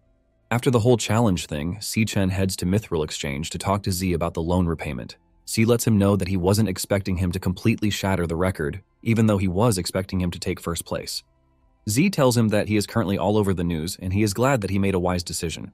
In fact, Z tells Si Chen that he doesn't need to pay him back the 1.5 million, suggesting that he considers it his investment in him. However, Si Chen refuses, telling the man that a debt is a debt and he must repay it. Si Chen lets Z know that he is there to tell him two things, and the first thing is the repayment deadline. Si Chen wants Z to grant him a 1-week extension, and this is because the graduation assessment ended in a tie, so he only received 500,000, which is way less than expected. Si Chen tells Z that he will have a one-on-one tiebreaker with Ting, the other champion, which is going to take place a week from the current day in the wild demon cave outside the school. Z is shocked to hear this, since it is unprecedented for students to enter a demon cave. He mentions that neither Ting nor Si Chen has gone through professional guild training, which makes it pretty dangerous. Si Chen tells Z that he has nothing to worry about, assuring him that once he wins the tiebreaker in a week, he will get the remaining 500,000. In addition, he is going to give him all the materials he obtains from the demon cave, so he should consider this the interest for a 1-week extension. Z is surprised because Si-Chen is not even showing the slightest hint of fear about entering the demon cave, but he is only thinking about his debt and interest. With this, Z can only confirm that the dude is truly extraordinary. Just then, Si-Chen tells Z that there is one more important thing he needs to discuss with him. Z is completely shocked and overwhelmed when he hears everything Si-Chen has to talk about. In fact, he is so shocked that it gets him out of his seat. Later on at Yun's school, she has just finished her final exam, and she's in high spirits because the summer vacation has automatically started. Just then, it dawns on her that it is her brother's graduation assessment day. She remembers the first day Si-Chen got the admission letter to the school, and they were completely hyped. Si-Chen had high hopes of joining a top guild so he could take care of Yun and create a better life for her. In fact, he believes that he might use the opportunity to uncover the truth about their parents' disappearance. Yun praises her brother, assuring him that he is going to become a super incredible awakener. However, after a while, Si-Chen failed to awaken and the high hopes they initially had started becoming bleak. However, Si-Chen refuses to be knocked down by this setback and he wears a smile on his face, assuring his sister that he is going to keep working hard to make sure he makes ends meet. After getting into the university, Si-Chen started working harder than anyone else, but in the end, he became the only one who failed to awaken. Yun believes her brother must have been so lonely, since he was the only one who was left who hadn't awakened. Yun is deep in thought when one of her friends shows up and brings her back to reality by shoving her on the shoulder, asking her if she's heard that the National Awakener University produced 2 genius graduates. She mentions that these 2 geniuses led their teams to perfect scores, and Carl even came in person to praise them. The girl tells Yun that the whole story is all over the news, and it appears that their city is going to be famous really soon. She's about to ask Yun about her brother when they are cut off by a pink-haired popular dude in school. The dude tells Yun that he has booked the private penthouse at the Zaifeng building, and he wants Yun to come by 8 p.m. Yun's friend is shocked when she sees this because she never knew Yun was connected to the school idol. Yun remains silent, and she soon runs off, shocking her suitor and her friend. As she runs off, she thinks about how sad her brother must be feeling because he is the only one who didn't awaken. She decides to run home and make him a feast, just to cheer him up. That night, Si-Chen returns home to find different delicacies that have been prepared by Yun, and this shocks Si-Chen. Si-Chen is forced to ask her how she had the time to prepare all of these. Si-Chen wastes no time as he descends upon the food, and he starts swallowing everything his hand can touch. Behind Yun, the TV is broadcasting the news concerning the graduation combat assessment. While the news is being broadcast, Si-Chen is having the best time of his life. And to Yun, she believes that Si-Chen is just trying to act tough, even though he is broken inside. She knows that failing the graduation assessment would be a massive blow to anyone, but he is not even showing any sign that he is depressed. The news anchor continues, revealing that the assessment produced a dual champion outcome, which is pretty rare. She talks about how Carl praised the 2 geniuses who led their teams to victory, and she proceeds to mention their names.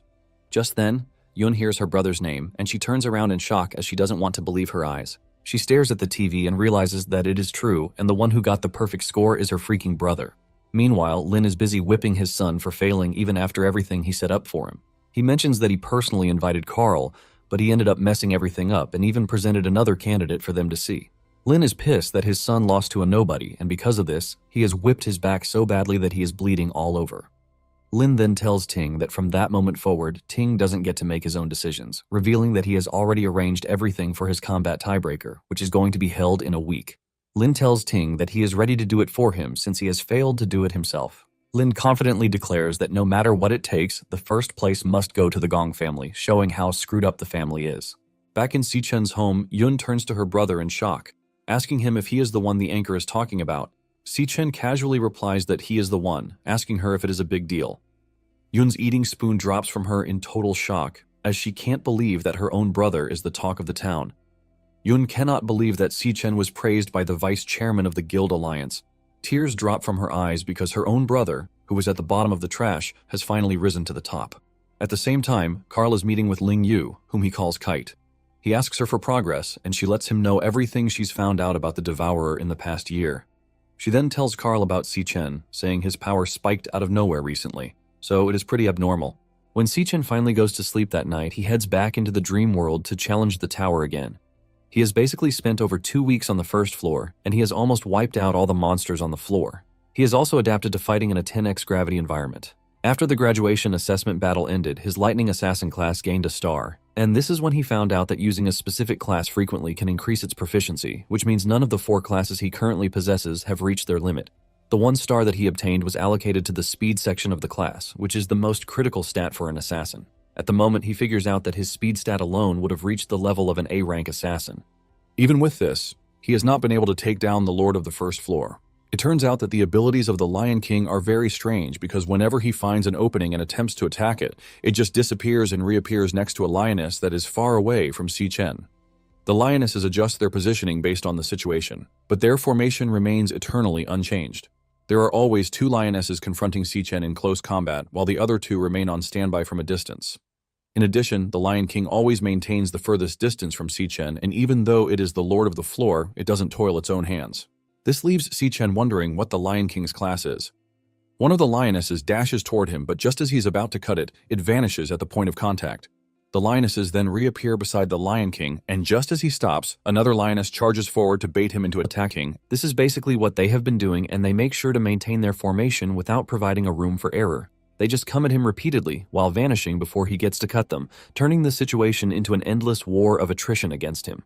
Si Chen is completely pissed about the fact that the Lion King is just messing around with him, and suddenly, something occurs to him. He realizes that he's been stupidly trying to match the monster head-on with speed when he can do something else. He leaps into the air and switches to the Skeleton Frost King in an attempt to use a mage class to deal with the Lion King, since it has no intention of fighting Si Chen head-on. Si Chen unleashes ice spikes at the monsters, forcing them to run towards the Lion King to try and protect it. It is well known that mages are physically weak when it comes to close combat, but they are the best when it comes to long-range battle and crowd control. The downpour of ice spikes from above forces the monsters into a tight spot, which is exactly what Si Chen wants. Once they are exactly where he wants them, Si Chen starts cooking up a massive ice burst bomb that scares the hell out of the Lion King, since it knows that there's no escape whatsoever. Once the bomb is ready, Si Chen lets it go and it leaves a big explosion at impact. This freezes up the monsters, including the annoying Lion King. Once the Lion King is trapped, Si Chen switches to Rakshasa and delivers a powerful slash that slices the Lion King in half. Upon defeating the Lion King, the other lionesses start fading away, and Si Chen jumps from level 16 to level 24. He obtains 4 pieces of Phantom Spirit Lion Bone and a Phantom Spirit Lion Heart. The system lets him know that he can devour the Lion King, and Si Chen wastes no time absorbing it because he is curious to know what its class is. Si Chen takes in the entirety of the Lion King's essence, and once it fully morphs into a power card, Si Chen gets to see the lion's class. Basically, it has 2 skills, which are Astral Spirit Pact and Astral Orbit Jump. The Spirit Pact can help forcibly sign a contract with a beast with a certain probability of recruiting it as a contracted beast. The stronger the user's intimidation, the higher the success rate. If the master dies, the contracted beast will also die. The Orbit Jump, on the other hand, consumes mana to warp to the contracted beast's side or summon the contracted beast to the user's side. Si Chen is surprised, since this is the first time he has seen a class called Beastmaster. He finally realizes why the Lion King never dared to fight him head-on. Its abilities are not that impressive, so it basically relies on contracted beasts for damage output. Nonetheless, Si Chen admits that the spatial warp ability is quite useful. In addition, he can force a contract with any beast, but it requires an intense intimidation factor, and this shows Si Chen that he has to be ruthless if he wants to do this. Just then, the environment changes into a desert land, and Si Chen realizes that he is finally seeing the original appearance of the first floor. This leaves him wondering what might have happened. Moments later, the door to the second floor appears before him, but just as he is about to leave, he senses a strange presence behind him. He turns around to see a lion cub chained to a skeleton prison. Si Chen is surprised that there is still a lion cub left, and he conjures a lightning blade as he prepares to cut down the cub. Just then, it dawns on him that he has killed the Lion King, but the lion cub hasn't vanished, which basically means the cub isn't the Lion King's contracted beast. He notices the astral chains on the cub's body, and he realizes that it was kept prisoner by the Phantom Spirit Lion King. Si Chen swings his blade at the cub, but instead of killing the cub, he cuts the chains holding it down, thus setting it free. Si Chen actually pities the lion because he knows that it is not in its home and must have lost its comrades, which is quite sad. Si Chen lets the cub know that it is going to be lonely, but it has no choice but to keep living on. Just as he is about to step through the door, he receives a beast contract request from the cub. The system lets him know that the success rate is 100%. The cub has 2 passive skills. Upon signing the contract, the contracted beast's attributes are enhanced, and any experience points gained by the contracted beast will be equally shared with the master. The second skill is that if the contracted beast is in danger, the master can access its current field of vision. Si Chen turns around in shock, as he wasn't expecting to be able to form a contract with the beast, Lion King Leo. Si Chen asks Leo if it wants to follow him, and Leo replies with a roar, which basically means yes. Si Chen lets Leo know that from that moment forward, he is going to be conquering the floor of the Devil Tower, which means every step he takes is going to be dangerous. Si-chen lets Leo know that it can even lose its life, and he asks if it has truly thought it through, and Leo confirms this with a roar. Since this is the case, Si-chen consents to the contract, and the contract is formed successfully. Once they are done, Si-chen tells Leo that it is time for them to head to the second floor. Si-chen urges Leo to make sure it protects itself while he is busy fighting, and Leo acknowledges this. Upon stepping onto the second floor, it turns out to be a floor filled with lava, which makes it so hot. Even Si-chen can feel the heat, talking about how it feels like he is going to melt. Si-chen wonders what monster he is going to encounter on the second floor, and suddenly, an attack comes out of nowhere. Before Si-chen can react, the attack already leaves a big hole in his chest, killing him on the spot. Si-chen wakes up in fear, clutching his chest with fear creeping through his body. Si-chen cannot believe that he was killed in an instant when he didn't even get to see what kind of monster he was going up against. Si-chen is thinking about this when he hears his sister calling out to him, telling him to step out to eat breakfast. Si-chen heads to the dining room, and he is blown away by the magnificent feast that was prepared by his sister. Yoon prepares to leave the house, and she tells Si-chen to wash the dishes in the sink after he is done eating. She adds that he should hang the clothes from the washing machine in 30 minutes. Si-chen is surprised, and he asks Yoon where she is going in such a rush because he knows that summer vacation has started. Yoon replies that she is heading to her summer job, and Si-chen is surprised to hear this, since he remembers telling his sister that they are now comfortable. Yoon smiles, telling Si-chen that he has risen to the top, so she can't afford to fall behind too. In addition, she is just going to be bored to death if she tries staying at home throughout the summer. Before Si-chen can change her mind, she dashes off, while reminding him about the clothes in the washing machine.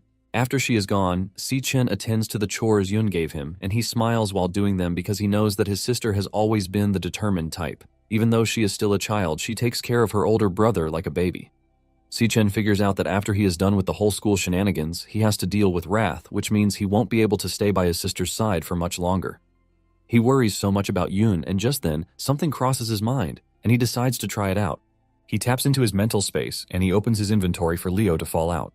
Si-chen is surprised that he was able to summon a contracted beast from the dream world. Leo wastes no time acting like a normal kitten as it trashes the entire room in minutes. With this, Si-chen figures out that he can just have Leo follow Yoon around, so he can know when she is in danger, which will help him rush over to her side. Apparently, Yoon has always loved cats and dogs since she was little, and if it were a small lion, Si-chen believes that Yoon would have no issue with it. Before he knows it, Leo has trashed the entire house, ruining the kitchen too. That evening, an awakened man is seen fighting a hidden enemy that appears to possess the devouring skill too. The awakened stands no chance whatsoever against the monster, and before he dies, the image of the monster flashes before his eyes, showing that it is one of the demon kings and most likely Lanyu. At the same time, Yoon just got off work and she is walking home completely tired because she's been standing all day. While walking through an alley, she runs into someone who leaves her completely stunned. This person turns out to be the pink-haired idol from her school who invited her, Jin Duoksin. Duoksin tells Yoon that she left school in a rush the last time they saw each other, so she basically missed his invitation for a date. However, he lets her know that he can still rent out the entire building just for their date that night, but his presence is already disgusting to Yoon. She asks him how he even knows that she lives around. Duoksin boastfully reveals that his father is the director of the first hospital, so it is easy for him to pull a few strings to find her.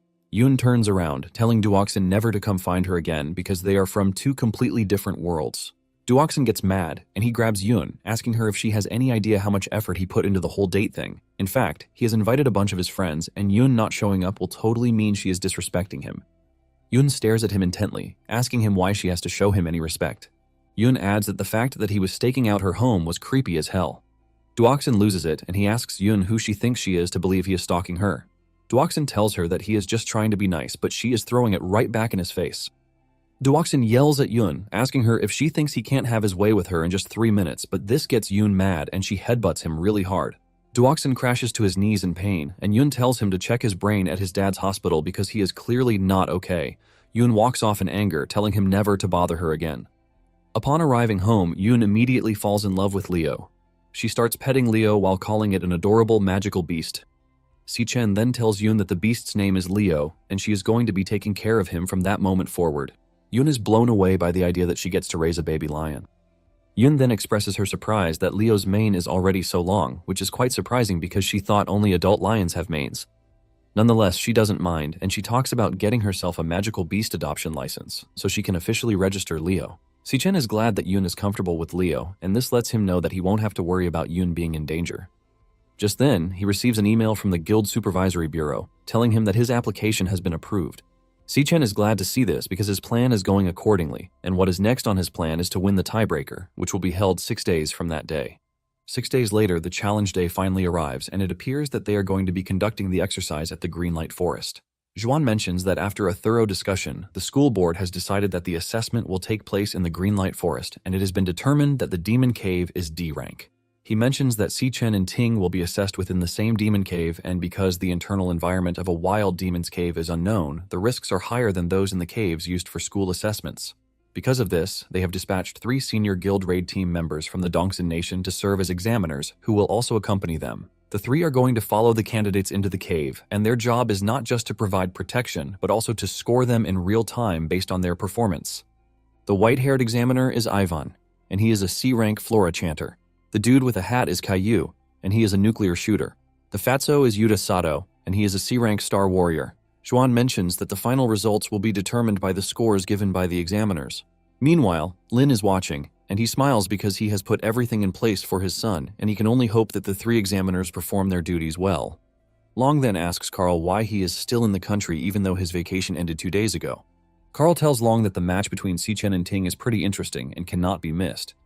He mentions that he hasn't witnessed a duel between geniuses in many years, which is something he looks forward to.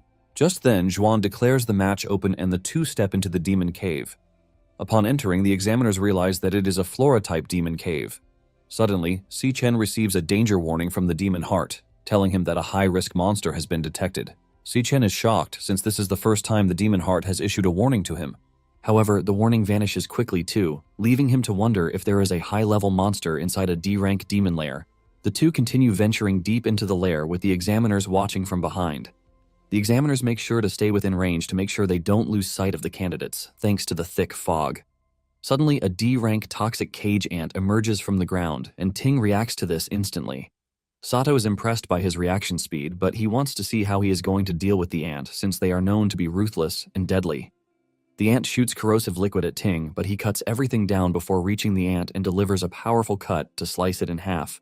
Ting doesn't stop there, and he makes sure to puncture the monster's heart with his fiery blade, thus incinerating the monster. Ting aura farms just because he manages to kill an ant, and the examiners start dishing out points for him because he reacted so fast to the ant's presence. The trio each awards Ting 10 points, claiming that he displayed exceptional action for someone who is just a student. On the other hand, Si Chen is strolling around, acting as if Ting didn't just kill a monster. The examiners are already writing him off as a failure because he failed to react to the ant monster. However, Ting wonders what he is searching for. Even Carl asks Long what he thinks Si Chen is looking for, and Long provides his answer. He mentions that Si Chen is looking for a method to secure a high score right off the bat. Just as he predicted, Si Chen finds the ant nest and he wastes no time poking it with his lightning blade, forcing the ants to run out of their hiding place. The examiners are shocked to see Si Chen going straight for the monster's nest. They scream at him, telling him that he is dealing with D-rank monsters and that by disturbing their nest, he has automatically put everyone at risk.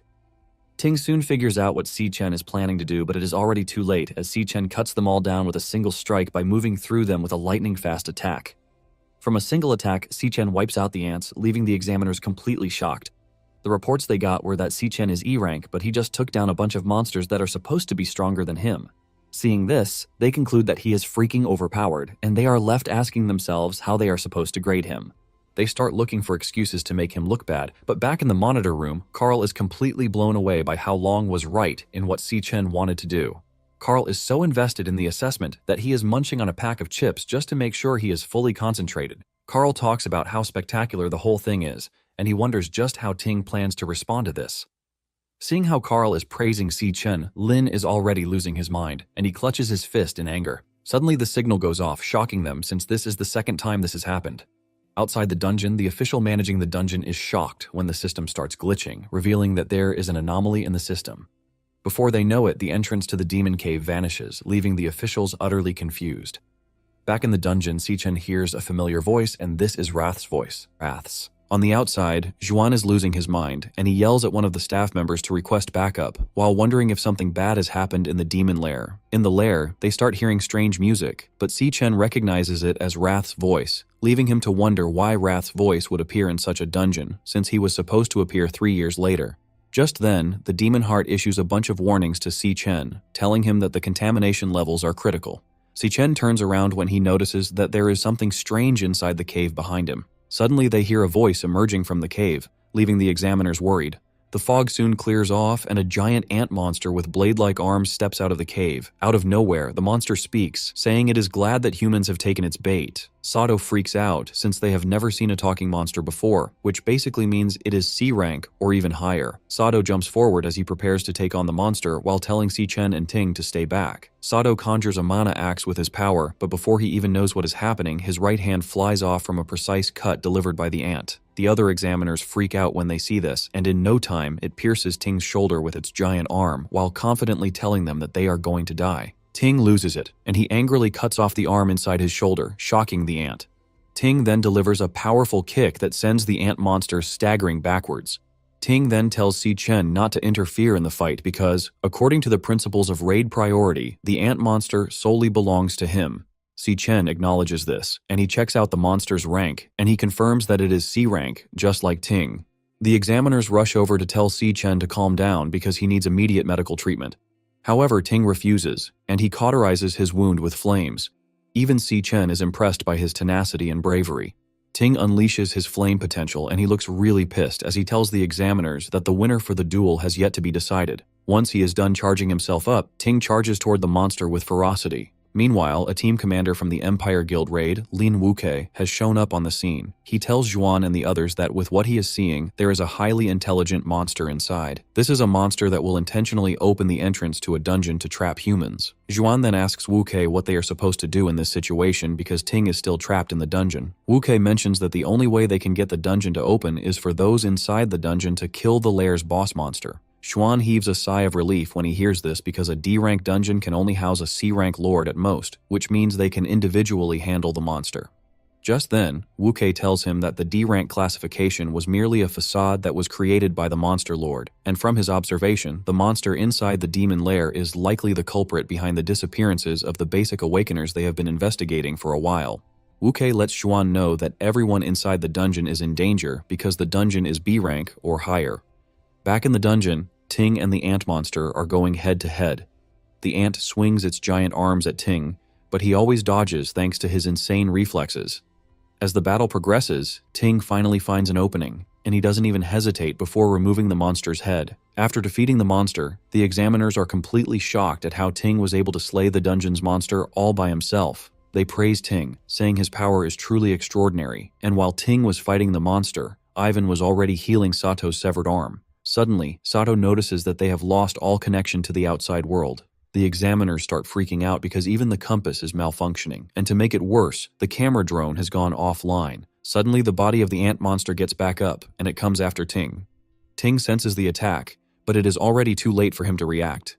Just as the ant monster is about to cut him up, Si-chen steps in to slice the monster, thus obtaining 2,000 experience points. Ting is completely shocked that he cuts the monster's head, but it was still moving. Si-chen then tells Ting that the monster was never the lord of the dungeon, revealing that it was hypnotized right from the start, which is why its corpse could still move. While Si-chen is saying this, he already has his earbuds on, and he tells them that they need to leave the dungeon immediately or they are going to fall victim to the monster's spell. Ting asks him how he knows all of these, and even the examiners yell at him, telling him that the ant monster is C rank, so there is no way the ant monster is not the lord of the dungeon. Suddenly, the demon heart spams Si-chen with warnings about a dangerous monster in the area. The music intensifies, and everyone except Si-chen immediately falls under hypnosis. Si-chen realizes that it is already too late, but because he is familiar with the sound wave, he is prepared. In his previous life, Wrath had used the same sound wave to hypnotize countless humans around the globe, while slaughtering them. Just then, Si-chen sees the four walking toward the cave, and Si-chen concludes that the lord of the dungeon is connected to Wrath. Si-chen pretends to be hypnotized, and he follows them too, since he is curious to know the lord of the dungeon. They soon arrive at the end of the cave, where there is a strange monster sitting on a throne with giant snakes guarding him. There are also ant eggs scattered everywhere with bones and weapons of awakeners, who have fallen victim to the monster. Si-chen is not surprised that the monster is using the same alpha sound wave that Wrath uses for hypnosis, and this is why he had prepared a counter, which is beta waves. Si-chen knows that the other four could lose their lives at any time, since they lack countermeasures for the hypnosis, and this is why he plans to kill the lord of the dungeon as fast as he can. The boss monster is already salivating at the amount of human flesh it is going to consume. In a flashback scene, Ting was seen winning a brutal fight against his brother Cheng when he was just 8 years old. The battle was supervised by their father, and he didn't care that they were completely bloodied. After the battle, he called Ting to come to the table to eat, since he is the victor, while Cheng remained on his knees for the entirety of the night. That night, Cheng's stomach was still growling for food when Ting showed up with bread for him to eat. Cheng is shocked, and he tells Ting that he is going to be in trouble if their father finds out. Ting tells him to stop talking and just eat the food. Just as predicted, their father found out, and he beat Ting up. He whips him really badly in his room, while telling him that the Gong family remains at the top because he is always winning. He tells Ting that only victors reserve the right to set rules. Lin tells his son that he is currently not a victor, so he has to follow his rules, but Ting scornfully asks him if he would be setting the rules if he manages to defeat him. Lin smiles when he hears this, and he arranges a match between Ting and Wu Kei. Wu Kei defeats him with just a strike, shattering his sword in the process. Ting crashes to the ground, coughing up blood, while telling his father that he requested a match with him and not Wu Kei. Lin then tells him that his power is not defined by his combat prowess, but by the absolute authority that he holds in his hands. Lin tells him that the rules of the human world are not as simple as he thinks, but there is one thing that remains absolute, and this is victory. He mentions that the means are not relevant because only the outcome matters, and as his son, he must always make sure to stand at the pinnacle. He tells him that he must always win, no matter the cost, because victory is the sole reason for his existence. Ting asks himself the simple question of whether winning is the only reason he exists. Now, in the present day, Si Chen is about to go after the lord of the dungeon when Ting grabs his arm, whispering to him to chill out. Ting tells Si Chen that he doesn't know how he was able to avoid hypnosis, but he managed to find his own way, and this is by causing himself pain. He had dug into the injury he sustained earlier to break free from the monster's hypnosis. Ting tells Si Chen that if he acts at that very moment, he is going to put everyone in grave danger. He points to the ant eggs, telling Si Chen that if he disturbs the eggs, they will have a dozen C-rank monsters to fight, which means that they are done for. Ting looks around and realizes that the lord of the dungeon disguised the dungeon as a low-rank dungeon just to lure awakeners in and drain them. Ting wants them to stay still and make the boss monster approach them on its own. He suggests that they hide and kill the boss monster when it finally gets close to them. Si Chen commends Ting's ingenuity, but lets him know that his plan won't work because the boss monster they are going up against doesn't even need to lift a finger to kill their comrades.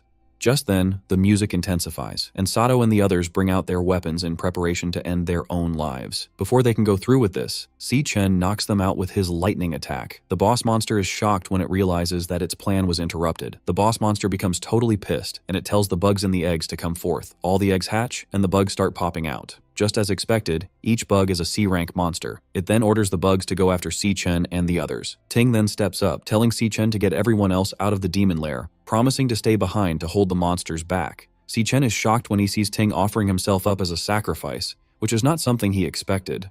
Ting tells Si Chen that he might not be able to defeat the entire swarm of bugs, but he should be able to buy them some time.